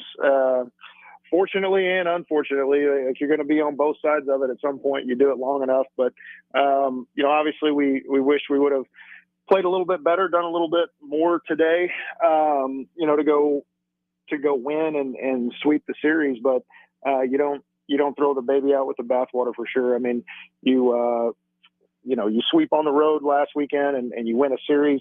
You keep winning series, at least 2 out of 3, and you got to feel good about that. But today was kind of one of those. I mean, they came out, obviously they're down. They've lost the first 2. They're going to come out fighting, and we knew that. They were aggressive, early in the game, and they were just a little bit more aggressive than we were, and kind of got us on our heels a little bit today, the way they came out and swung it. And we came back, and had some chances there. But it's kind of just one of those game of inches, and you got 90 feet here and there, and they made some plays here and there, and it just ended up swinging in their favor today. Lance Harvell joining us, the Nebraska assistant baseball coach here on Husker Rewind. He's on the Allo VIP line. Lance, I want to ask you about a couple of calls, and these are out of your control. We always talk about control what you can control. You cannot control an official, an umpire making a call that maybe you disagree with or that goes against you. But the Riley Silva foul tip that was caught, that it didn't seem like the bat was within even a foot of the ball. And then the other one, I believe it was Mershon for Ohio State, the pitch clock violation that should have been called. I got to know, can you share with us what the explanation was on the pitch clock violation? And then how do you handle it in the dugout after 2 frustrating calls that kind of really went against you that should not have? Yeah, well, the first one, just to kind of go in order here with Silva there. The third base, that was kind of a moot point. I didn't hear a foul tip. I didn't think that he did. But the third base umpire said he had him going around on the check swing anyway. So you kind of whatever on that. But yeah, the other one was a little frustrating because, the batter lost track of the count and started to run down the line and comes back and is kind of taking his time. And, we've all been put under this, shot clock rule, these 20 seconds, and the batter's got to be in the box, with his eyes up in 10 seconds. And, we were kind of screaming at the third base umpire who runs the clock there, to start the clock. In our estimation from our side of it, it's like, it's not our fault that the guy didn't know the count and started running down the line and dropped his bat and all that. It's like, so they kind of gave him a little buffer time. But even with that, the clock ran down to under 10, and we thought he should have been called out, per the rule.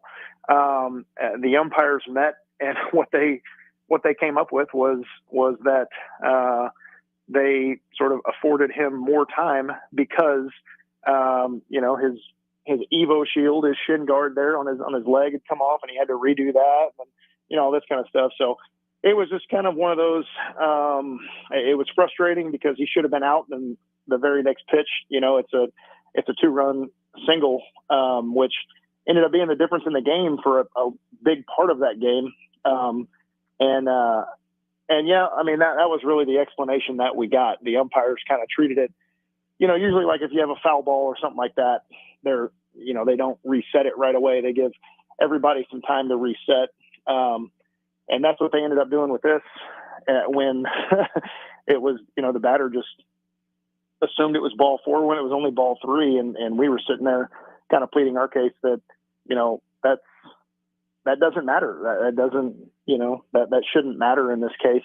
He should be called out, but that's what it was. And kind of how you handle it. I mean, we go into just the way we prepare and the way we train our guys and what their mentality is no matter, those kind of things that are out of your control or not. We don't have to play a perfect game and a flawless game to be able to win. We have things, just our toughness and our competitiveness will allow us to overcome those things. And so that's really just how you handle it. I mean, we can be mad about it and we can scream at the umpires and all that, but if you let that affect you, it's going to snowball beyond that. Yeah. So the way we responded from that, we came back and, punched back, scored a couple runs. I mean, Josh Caron is probably a fraction of an inch away from hitting a 3-run homer there, tying the game up with 5, coming back in the bottom half of that inning. He hits the ball probably, I haven't looked at the TrackMan report. He probably hit that ball 105 miles an hour. And the center fielder goes and runs it down right at the wall. Yeah. And so that's those little game of inches type things there. There was kind of a bunch of those today, and we didn't have enough of those go in our favor. We didn't create enough opportunities for ourselves and take advantage of enough opportunities because we certainly had them, and just didn't go take them, and they did. So you have to, as tough as it is to swallow, you tip your cap to them and you go back to work on making sure you're ready for those things the next time it comes around. Lance Harvell, our guest on the line here. Nebraska obviously struggled with runners in scoring position, 1 for 11 with runners in scoring position, but overall, that hasn't been a problem this year. And the pitching has been obviously so much better. Brett Sears on Friday night. McConaughey pitched well on Saturday. Christo struggled a little bit today, but you had Will Walsh coming out of the pen and retired 13 of 14. Talk about the influence of Rob Childress on this pitching staff and how much difference it's made. Yeah, I mean, he's got these guys believing that no matter what the situation, no matter what it is, I mean, his biggest, kind of tool that he puts in these guys' tool belt is their competitiveness. And we try to do the same thing on the offensive side. When it's go time, when you're in the game and the lights come on, all the preparation and all of that you've done to either, whether it be, trying to craft your swing or working on certain things in the cages, guys in a bullpen session working on different pitches or trying to, work different things. All of that kind of goes to the wayside and it just becomes about competing and you let your preparation play out, but it all comes down to competing. And that's what we've gotten, from the pitchers, so far, especially like the guys you mentioned.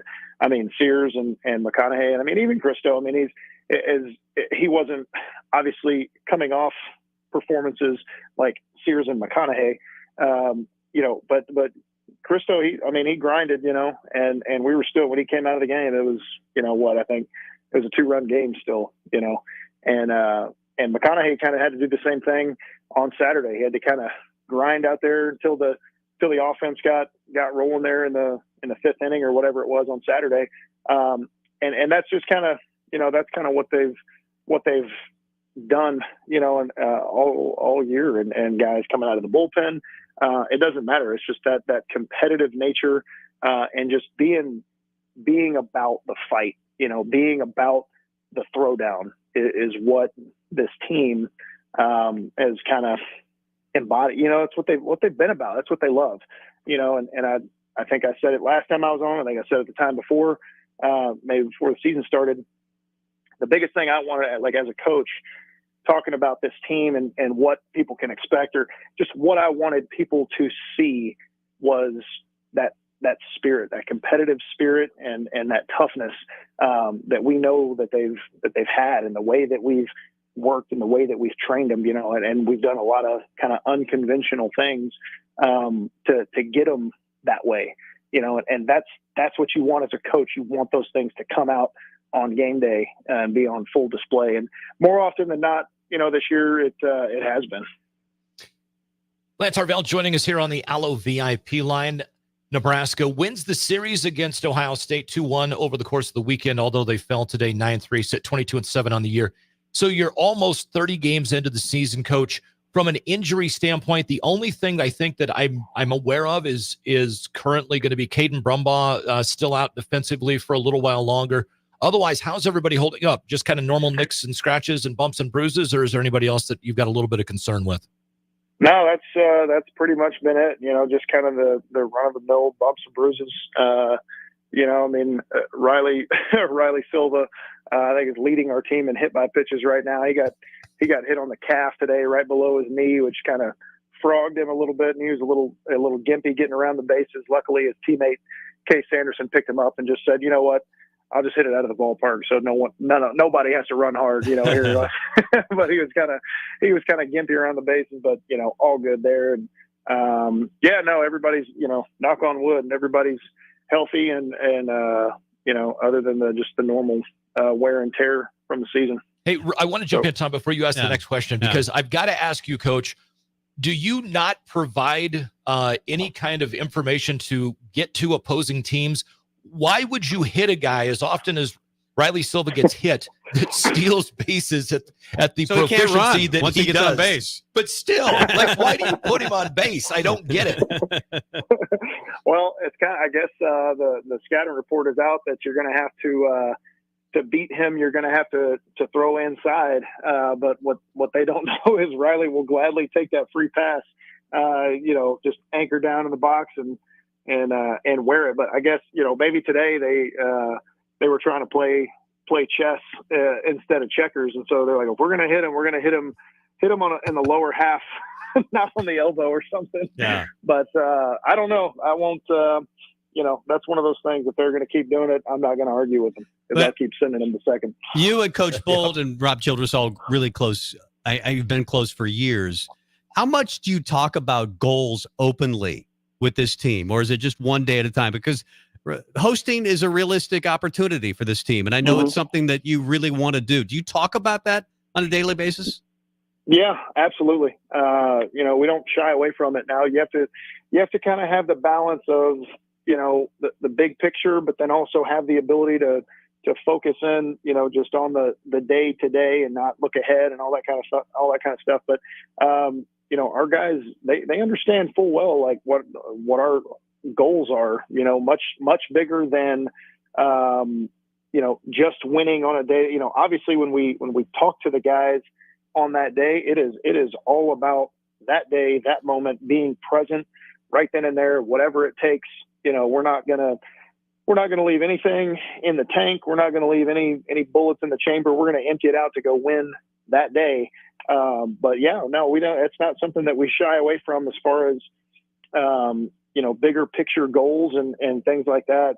As far as hosting a regional and giving yourself the best chance to get to Omaha, that's what you got to do. You got to play at home, and so being one of those top 16 seeds and being able to host, and then giving yourself a chance to potentially host a super regional and get to Omaha. That's the blueprint. And that's the format. And so, yeah, we talk about it quite a bit. And our guys, they understand what the end goal is, and everything that we do is working towards that. But like I said, you have to have the ability as well to, kind of work back and understand all of that is going to be a byproduct of, our body of work that we do. If somebody thinks that we're one of the top 16 teams in the country and gives us the opportunity to host, great. If not, then we didn't do enough, and we've got to go, prove it on the road somewhere that we are, if we truly believe that we are. And I think we got a group that believes that. And I think they understand by focusing on, each day, being present every single day, not looking ahead, that you do that enough times, that's how you get there. Husker baseball assistant coach Lance Harvell joining us on the Allo VIP line here on Husker Rewind on 93.7 The Ticket. Coach, before we let you go, I want to have you give us your thoughts on this upcoming week. 4 big games, all on the road. First time you're playing Kansas since Nebraska left the Big 12 for the Big 10. And you go to Piscataway to play a team I think many thought was going to be one of the better teams in the Big 10 this year in Rutgers. Their season hasn't gone quite the way they expected, but you got 4 tough road games this week. Yeah, and anytime you got to go on the road, it's going to be tough.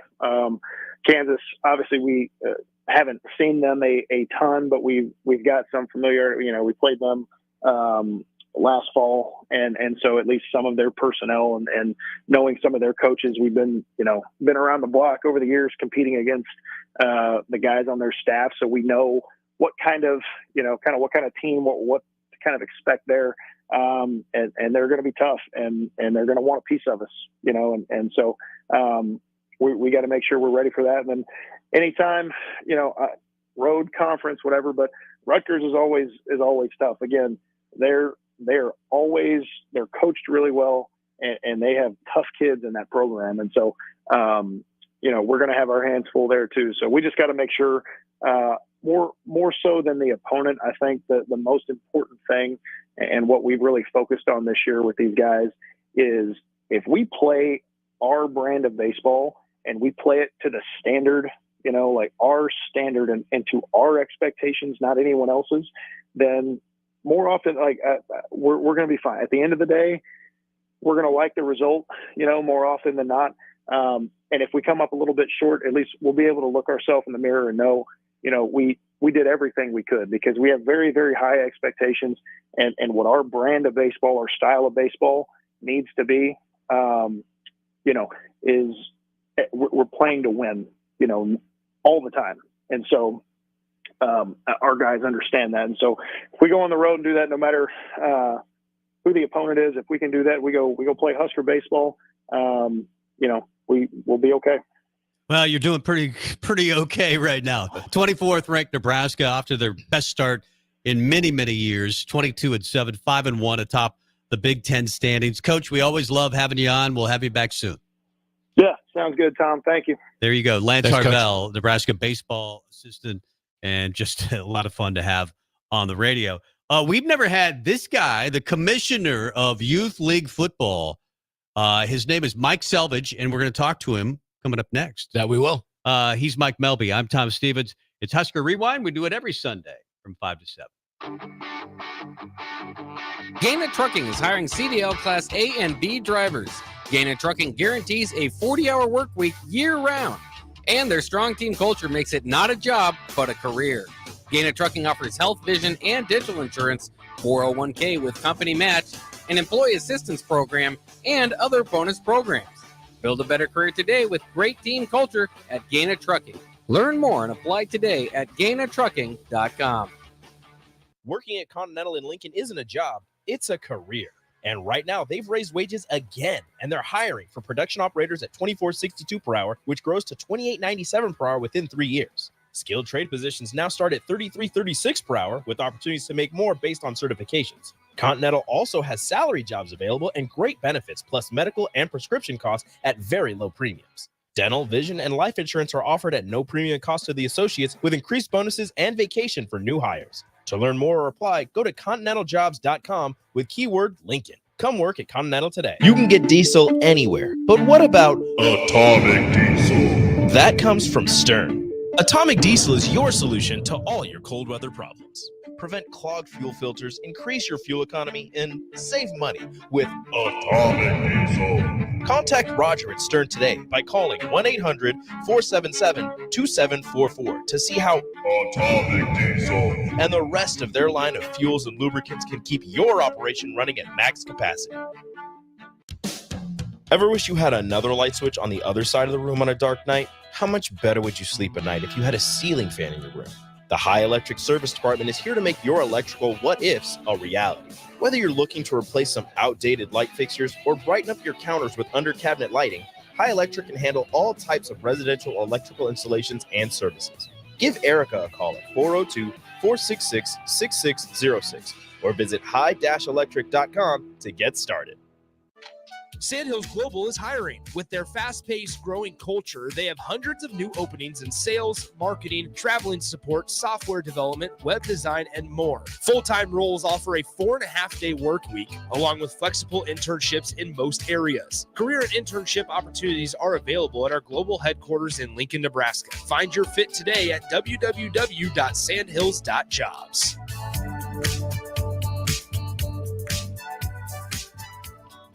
The best time to have your air conditioner serviced is before you really need it. Call Bryant now and schedule your spring air conditioning service check. No matter what brand equipment you have, Bryant's trained technicians will thoroughly clean, inspect, and test to make sure it's ready to cool efficiently when hot weather hits. You'll stay cool and comfortable when you need it most. Just call 467-1111 to schedule your air conditioning check. Bryant Air Conditioning, Heating, Electrical, and Plumbing. We do whatever it takes.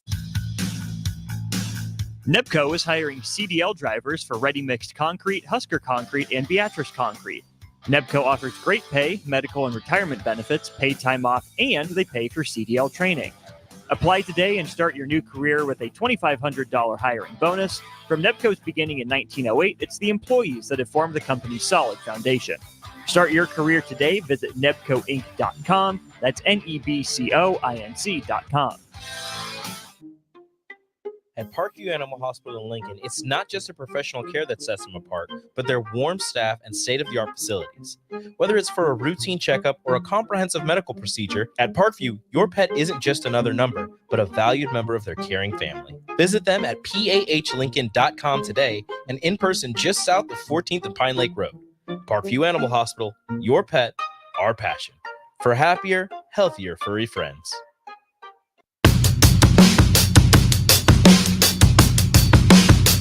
This is Sunday Rewind on 93.7 The Ticket and theticketfm.com. Welcome back to Husker Rewind here on 93.7 The Ticket and theticketfm.com. Mr. Tom Stevens, hello, driving the car today. My name is Mike Melby, and joining us in studio is the commissioner of the Lincoln Youth Football League, brought to you by the Carricker Chronicles. So Adam Carricker has jumped on board Lincoln Youth Football to help affect young people in a positive manner. Mike, welcome to the show. There we go. Is that one or two? That's two. Okay, he's on two. So let's go back to, because I asked you, I'm like, okay, so Lincoln Youth Football, is this like the old midget football? And you're like, it is, but it's Lincoln Youth Football now. And how long have you been commissioner of the league? I've been commissioner of the league for the last 8 years. And I've been involved with the league for almost over 30 years, coaching and participating with everything. Well, I was going to say, so go back to what years were you playing for and what was the team name? So I played for the Moose Lodge from 86 to 1990. Moose is still around, right? No, they're not. No.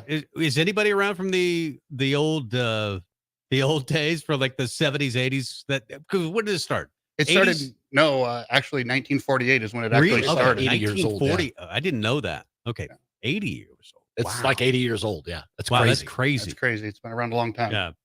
So, what position did you play back then? I was a lineman back in the day. Did you further your career? Did you play high school and then? I played at Lincoln High. And then after that was it. I knew when to stop. I was that way with a couple of sports myself. Yeah. So when you got into playing football in this program when you were younger, what was it like learning the game as the way things were going? We're all kids. We play backyard football, but all of a sudden it's structured. And all of a sudden, I still remember the first time I had pads and a helmet on and I had a coach and he yelled at me. I'm like, what the hell? No, you don't. What? Yeah. What was that like growing up and how did it mold who you eventually became? Oh, it's, the whole thing. We always say football's the game of life. You learn how to compete. You learn how to take adversity and look it in the mouth and go after it. It just molds everything. It's great for any young person to play and figure out how to compete and go out and be successful. He is the commissioner of Lincoln Youth Football. His name's Mike Selvage. So you're coaching. Then you're the commissioner, and you've done all of those things. When you look back at your time playing, what did it teach you? What do you think it taught you in life? I think one of the biggest things that's taught me in life is how to compete and how to go after what you want. If you got a dream, go after it, how to battle for it and go get it. Back when I played, it was just the fall league, right? Now they have two different sessions, or is that the case? We have a summer 7-on-7 session that runs from May through the end of June. And then our fall league will start in August. That's 11-11. The spring is 7-on-7. And then the fall is 11 on 11, full pads, tackle. Right.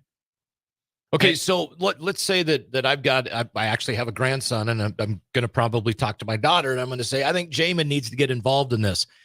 How do parents get their kids involved? It's real easy. We have a great website you go to. The registration process takes 5 minutes. Everything's done online. We have a very robust scholarship program with great sponsorship from one of our community partners. In the last 4 years, we've given out over $100,000 in scholarships to the Lincoln community to allow kids to play who wouldn't have an opportunity to play. What is that website? LincolnYouthFootballLeague.com. Okay, so LincolnYouthFootballLeague.com. Okay. So you say there's scholarship money that gets handed out, I'm assuming to help offset the costs for the families. Is there a cost associated with it for the parents? Yeah, there is a cost. We do our best to keep it as reasonable as possible. This year, the registration fee for tackle is $310. And with that, we give you all of the equipment you need with the exception of your cleats and a mouthpiece. Everything else we provide for you. Okay, we're all a little older. We all went through the first mouthpiece.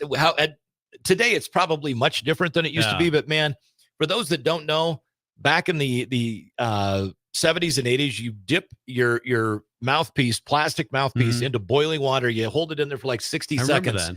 And then you third-degree burn your gums.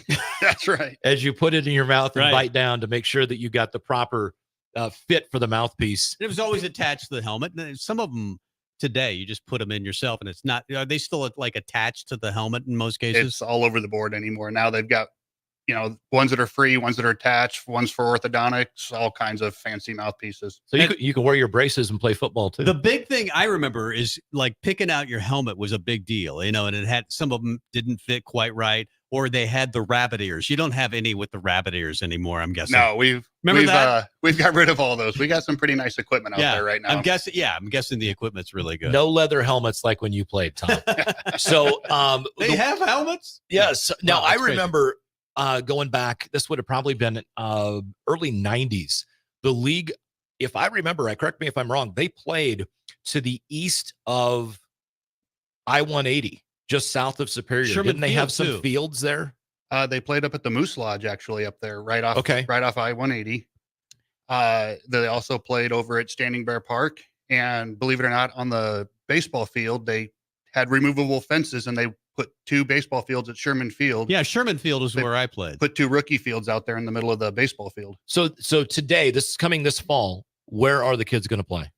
Our actual facility is just to the west of Sherman Field on 2nd and South Street at the Lincoln Youth Football Complex. We have 5 fields over there currently that all of our games are held here in town. And then if your team makes it to the championship game or you're lucky enough to be selected as an all-star, we play all of our championship games out at Seacrest Field. This year, that's where we've been in the years past. This year, we're going to be out at the new Northwest High School field. Oh, nice. We're talking with Mike Selvage, who is the commissioner of Youth League Football. They have 2 leagues. They have a 7-on-7, which is coming up when? It'll start the end of May, right after school gets out, and go through June. And then the fall thing starts when? The first practice is August 2nd. Now, a lot of parents might be saying, my kid's a little light. He's not very big. What's the weight limit, or what do you need to weigh? We have a minimum weight limit of 50 pounds for tackle. We also have an alternative tackle league for the kids who they don't meet that weight limit. So we have even a smaller league for some of the lighter weight kids and younger kids. One thing I want to ask you, you mentioned a couple of new fields, and you're still trying to help get those things paid for, correct? Yeah, that's right. We're actually working on a capital campaign right now to add 2 full-size fields to the south of the current complex. Now, what's the best way for people if they want to get involved and help donate some money to that cause? Go to the website? Yeah, go to the website. Just reach out to contact us and shoot me an email. It'll come right to me, and we'll get in touch and go through the process. Okay, LincolnYouthFootballLeague.com is the website. Mike Selvage, commissioner of the Lincoln Youth Football League, brought to you by Carricker Chronicles. Of course, Adam Carricker also has a show that appears here on the Ticket on Mondays at noon. How did Adam get involved? He reached out to us this over this last off season, and we started talking and came up with kind of a unique partnership where we're doing some cross promotion for each other, and that's how it kind of all started. Now we understand that Lincoln. Adam actually played football at a pretty high level. Yeah, a little bit. Yeah, he spent a couple of years in the league, and his family's in the process of moving to Lincoln, so he wanted to get involved in the Lincoln community. That's fantastic to hear. Go back to last season, because I talked a little bit with Shannon about some fun possibilities with radio tie-ins and commercials and all that type of stuff. But last year, I want you to be able to give some props to some of the champions from last year. The out at Seacrest last year, we had all of our games out there. There was 3 games.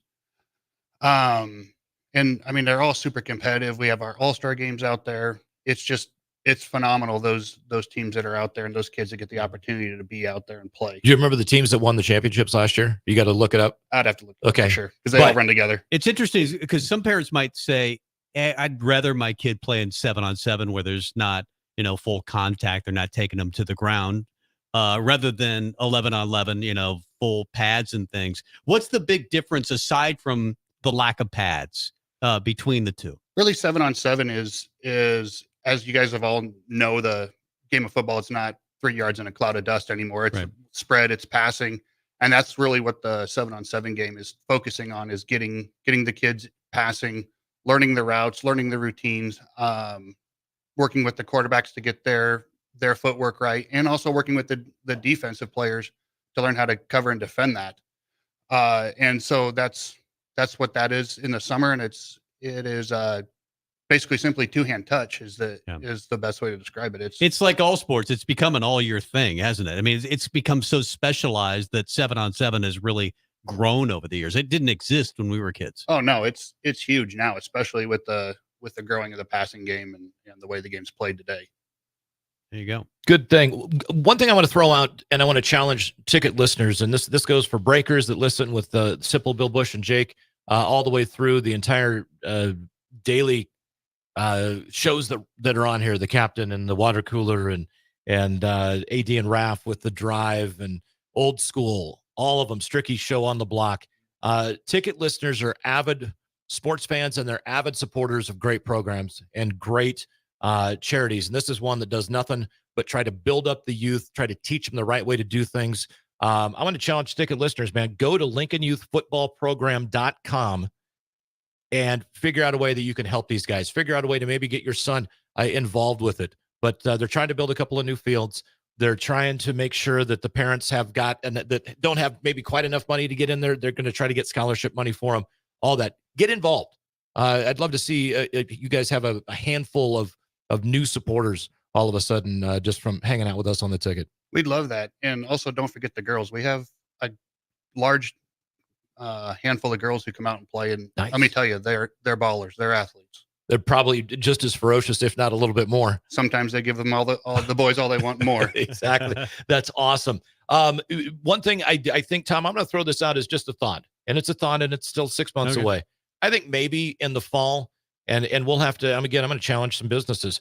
We ought to have a sponsored part of this show that focuses on the Lincoln Youth Football Program, brought to you by the Character Chronicles. I'd love that. I think we had to look into trying to do that. You mentioned girls, and I think that's cool. How many so they're competing against each other? No, they're strapping it up and putting the hurt on the boys just like everybody else. That's great. Yeah, it's our goal is eventually to be able to have a girls league, but right now with the current configuration of our facility, we just don't have there's not enough slots left in the day to be able to do that. I would imagine every year it continues to grow with girls. More and more. Yes, absolutely. And you're going to find some of your best players are girls. To this day, I'll tell you, one of the best receivers I ever coached was a girl, and she went on to be an All-American athlete in other sports. Obviously. Those are great stories. Yeah, that's fantastic. Yeah. You want to share the name?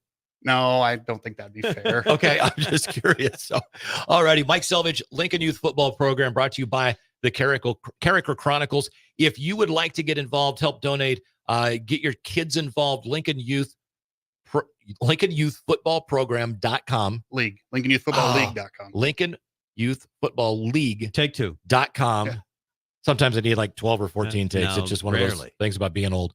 But get involved. And the other thing, what day are the games on? The games are still to this day always on Sundays. Okay, and it's out at essentially noon, Sherman Field to the west. 225 South Street.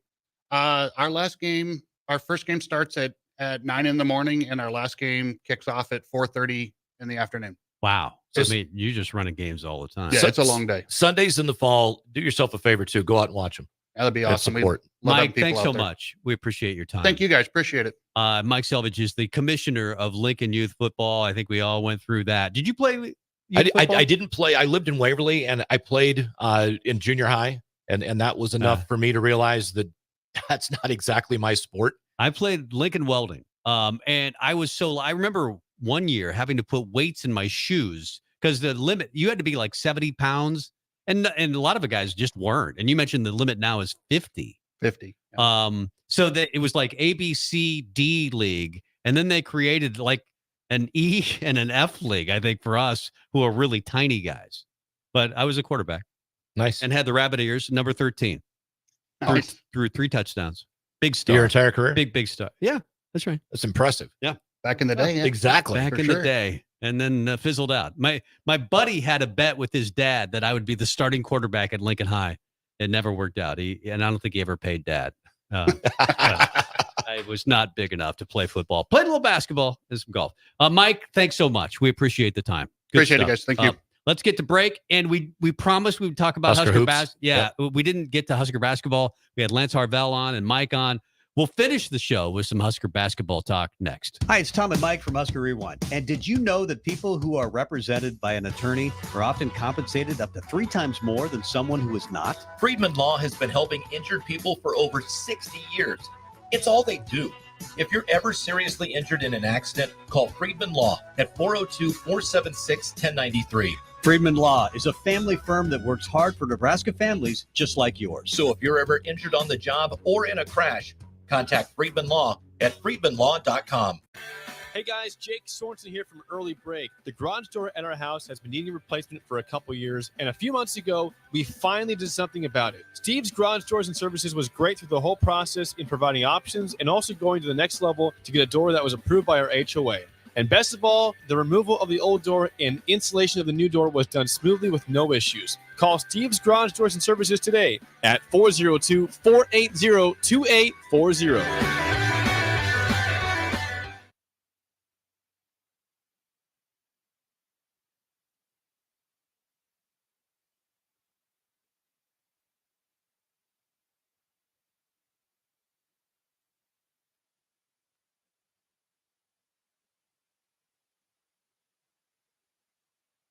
Your gutters, they're your place too.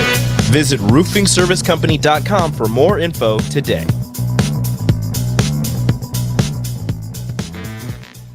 This is former Husker and NFL linebacker Jay Foreman. For years, I've suffered from degenerative problems in both of my ankles, but thanks to a thorough and thought-out plan provided by Advanced Medical Imaging, I was able to get my life back with the least amount of pain as possible. While working through multiple options, the team of physicians at Advanced Medical Imaging were there to answer any questions I had. If you're experiencing any pain at all and want to get your life back, go to amimaging.com or give them a call at 402-484-6677. Advanced Medical Imaging, located at 7601 Pioneers Boulevard. For over 15 years, Integrated Life Choices has empowered individuals with disabilities in Lincoln and throughout Nebraska. They provide comprehensive services from group homes and independent living services to job training, ensuring fulfilling lives for those that they serve. Now, they're inviting you to join their mission. If you're passionate about making a difference in the lives of people with developmental disabilities, explore rewarding career opportunities with them. Learn more about their services and apply today at www.ilc.net. Be a part of Integrated Life Choices, where your work truly changes lives. When you were a kid, clubs were cool. Robotics club and space club and stuff like that. But what do adults get? Book clubs and quilting clubs? Nah, forget that. How about margarita clubs and old-fashioned clubs? Get to Upside Bar and Lounge for the best clubs in town. Try all 10 varieties of Upside margaritas or old fashions and take home a free souvenir glass. Grab the whole crew and pair it with taco night on Mondays or whiskey Wednesdays. Upside Bar and Lounge at 29th and Pine Lake. At Doane University, we build leaders, and that means your success and achievements come first. At Doane University, your future is uniquely yours, and our world-class liberal arts education is just the beginning. We invite you to schedule your campus visit and experience why Doane University will start you on your journey to your future career. Learn more by scheduling your personal campus visit today at doane.edu/visit. See you soon. Gaina Trucking is hiring CDL Class A and B drivers. Gaina Trucking guarantees a 40-hour work week year-round. And their strong team culture makes it not a job, but a career. Gaina Trucking offers health, vision, and dental insurance, 401k with company match, an employee assistance program, and other bonus programs. Build a better career today with great team culture at Gaina Trucking. Learn more and apply today at GainaTrucking.com. High schoolers, unleash your creativity and learn about potential careers in broadcasting at the Digital Expressions Media Camp. Have fun, make friends, and get hands-on experience with video and radio production June 9th through the 14th at the University of Nebraska at Kearney. Scholarships are available from the Nebraska Broadcasters Association and spots are limited. Learn more at digitalexpressionscamp.com. That's digitalexpressionscamp.com. Hi, Sean Callahan here of HuskerOnline.com, inviting you to join us here on 93.7 The Ticket every Saturday morning now in our new time. We're on from 8 to 9 with the weekly Husker Online radio show. We'll give you the latest in recruiting. We'll talk about what's going on with both football, basketball, and we'll probably share a few stories from the inside. It's every Saturday morning right here on 93.7 The Ticket. It's the Husker Online radio show from 8 to 9 a.m. This is Sunday Rewind on 93.7 The Ticket and theticketfm.com. Welcome back. Final segment, Husker Rewind. Tom and Mike, every Sunday, 5 to 7. By the way, Casey Thompson, I didn't mention that he is at Oklahoma. Left Nebraska, ended up at Florida Atlantic for a while, and then thought about it, I think, coming back to Nebraska. No, he didn't.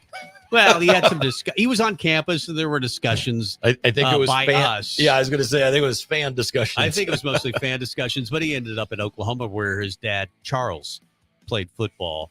Well, I still think that would be good for Nebraska to get a guy like that after spring practice and it winds up on April 27th. Totally agree. And then the other guy we were talking about, Chubba Purdy, transferred to San Jose State for 31 hours. Yeah. And then changed his mind, and he's at Nevada now. He's at Nevada. Okay. Yeah. I think he has a chance, but we'll see. We mentioned this. The portal is going to be very active for Nebraska basketball, and it's active for everybody in college basketball. There are over 1,200 guys in the portal right now. This is just the way of the world. And it makes me sad a little bit because fewer and fewer teams are developing players at a high level, unless you're in, like the Summit or some of these smaller leagues that develop players and then they lose them to places like Nebraska. But Nebraska apparently has had an in-home visit with Farrell Payne, 6'10", big guy for Minnesota. Also, Joshua Ola Joseph, who played at Minnesota. They're losing guys. Nebraska, of course, is losing a lot of their own. I think the biggest key loss was Jamarcus Russell and maybe a little bit of C.J. Wilcher. You mentioned Eli Rice. I thought Eli had a couple of years to go to get Big Ten ready, even though he had a pretty good freshman year. But there's Frankie Fiddler is in the portal. He's mentioned Nebraska as one of the schools that he could go to. It sounds like it's going to be Wisconsin. Yeah, his Final Four was Nebraska, Creighton, Wisconsin, and Michigan State. And everything I've heard is he's going to Wisconsin. Right.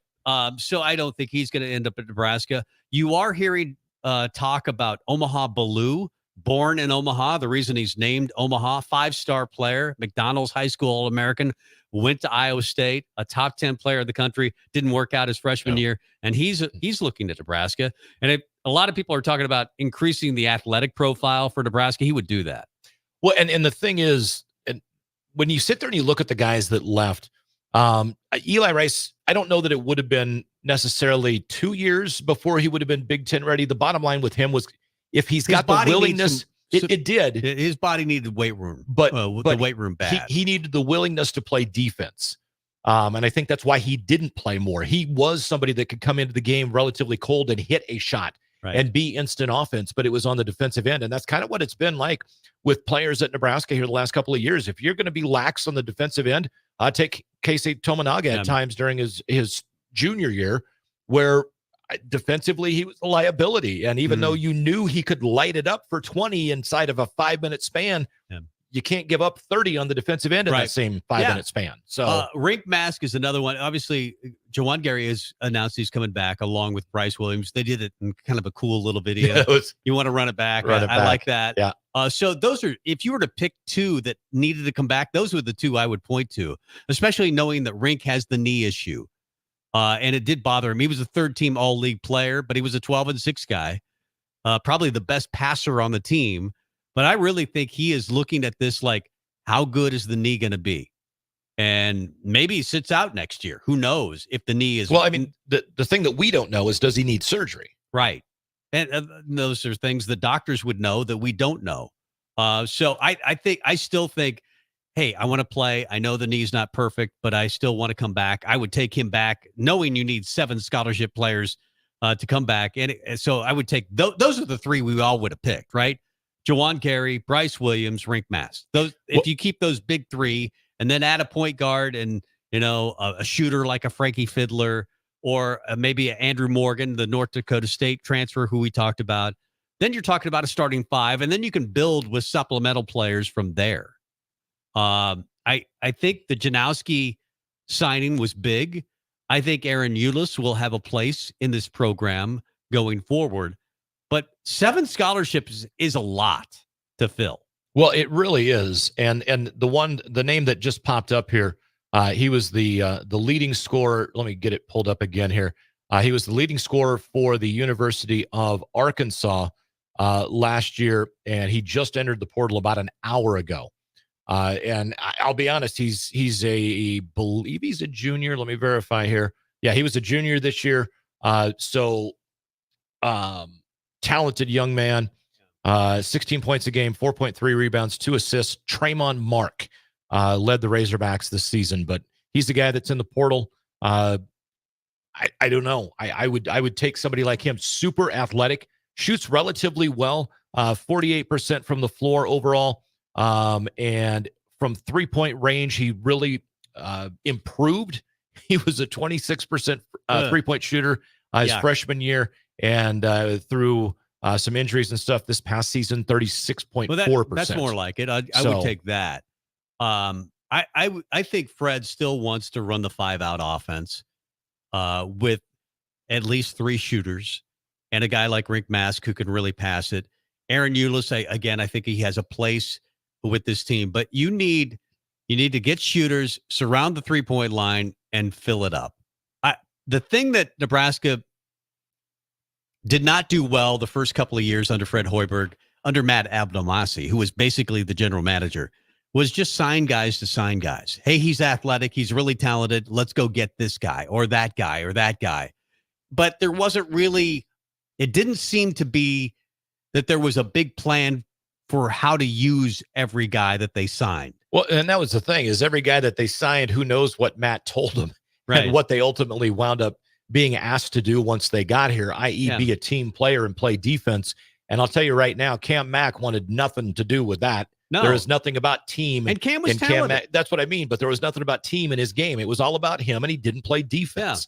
And then you look at Alonzo Verge. It took him 20-plus games to figure it out. When he did, if you could have had that Alonzo Verge to go along with the Bryce McGowan's, and McGowan's, I still think, I get it, he's in the NBA, he's having success. I still think it would have benefited him to come back one more year. Can you imagine a Bryce McGowan's on last year's team? Right. And then if Trey would have stayed, I mean, to put that with Derek Walker, Sam Griesel, Emmanuel Bandamel, Jawan Gary.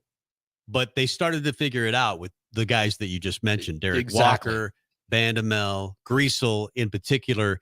Those guys were buy-in guys. They were culture guys. And if you talk to Fred Hoiberg, he said, those guys really set the culture for this year. Yeah. And showed the players to come what they needed to be to succeed in the Big Ten. And that's play defense first. And then you increase the athleticism maybe a little bit and the shooters. I mean, obviously you're talking about a Bryce Williams who's 38% from the 3-point line, was a really good ball handler. He could play the 1, 2, or 3. I mean, maybe even the 4 if you wanted to. Probably the 1, 2, or 3 for sure. For Bryce, versatile guy. Gary can play the 3 or the 4. those guys. Rink can play the 4 or the 5. I'd like to see more of those guys. And what they all have in common, and Gary really got better at it, is shooting. Yeah. If they can all shoot, it reminds me of what Creighton did, maybe with less athleticism than what Nebraska has. You can have fewer really athletic guys, the Baylor Shiremans, if they can all shoot. And Creighton wasn't ultra athletic outside of maybe Trey Alexander and a few others. But they could all shoot. And if Nebraska can get multiple shooters, I think they can really make this thing work. But defense has been more emphasized over the last couple of years. Go back to last offseason, transfer portal. Hunter Salas is in the portal. There was speculation that Chucky Hepburn at one point was considering entering the portal. Still think that Chucky will go into the portal. Yeah. Fred takes a swing at Hunter and misses. He goes to Wake Forest. It has an unbelievable season. Kirk Krissa was a point guard. I don't like his attitude. I think he's way too cocky for as good as he is. He hadn't really backed it up. I don't know what kind of year he had this year. He was at West Virginia until Huggins left, and I don't remember where West he wound up. Virginia did not have a good year. No, and but some of these guys that were like the top of the board guys for Hoiberg and the staff last offseason, they didn't get them. They what they brought in worked. It worked really well. So their backup plans were really good. But except it makes me point wonder. Guard. They kind of had to reach out to Boogie Coleman, and that didn't really work out. But for everybody, we don't know what Aaron Eulis would present for Nebraska as a point guard, just because we never saw him play in the system. I think he'd be good. But I'm saying this year, with the success that we had, with Fred being National Coach of the Year, I think some of those top of the board guys do wind up at Nebraska. And I'm going to say I'm actually shocked that Frankie Fiddler is not going to wind up at Nebraska. I thought that was one that I don't want to say it was going to be a guarantee, but that was the one I felt the strongest about. Yeah. What if we just do a trade? You can have Frankie. We'll take Chucky. Oh, that's straight. You know trade. what? I would take that. Yeah. Wisconsin, you can have Frankie Fiddler, really good player, 20 points a game, excellent shooter, 6'7", and we'll take Chucky because we need a point guard. Chucky was really good in the Big Ten tournament. Wisconsin, I think, has some of the same problems that Nebraska has. Athleticism. They're big, they're strong, they're not the most athletic team in the world. Well, and I still think Greg Gard horribly misused Chucky Hepburn last year. A guy with that much ability and that much talent is not the guy that you want running the offense and only running the offense. That's the guy you want getting 15 shots a game, and he's going to find the 6 or 7 assists a game as well. I heard you fell off a ladder this week. I didn't fall off it. I jumped off it. Just a recommendation for those that are on a ladder cutting trees down. Don't jump off ladders. And I do have this bit of knowledge. 56-year-olds do bounce. Evidently, Tracy said I bounced twice. Yeah. So yeah. You're telling yourself to get off your lawn? Yes, or get off your ladder anyway. Well, at least I landed on the lawn and not the driveway. Yeah, that's good. Well, I'm glad you're okay. I mean, that could end disastrously, but it didn't for you. You won't be here next week? Nope. I'm going to be out at Eagle Raceway with Ty Jensen, and we're going to go sprint car racing. Big thanks to Michael Selvage, commissioner of the Lincoln Youth Football League, and Evan Bland, Lance Harvell. Good show. I'll see you next week. Mike will not. We'll see you, Mike. Yeah. Have a good See week. See you. Bye-bye. Okay, it's time to sell the house. How do we even begin to choose from the hundreds of realtors in town? Easy. We make a pros list. You mean a pros and cons list? No, just a pros list. We need someone with pro photography to showcase the house in the best possible way, pro marketing to make sure we get maximum exposure, pro negotiations so we know we get the best price. This is one of those times where you already know the right answer, isn't it? You know it is. Ben Bleicher and Professional Realty Group. Contact Ben Bleicher and the team at Professional Realty Group of Berkshire Hathaway's Home Services Ambassador. Online at prg-ne.com. Jake Sorensen here for The Body Shop. My wife is nearing her due date with our first child and has been in need of a good massage as her body continues to change.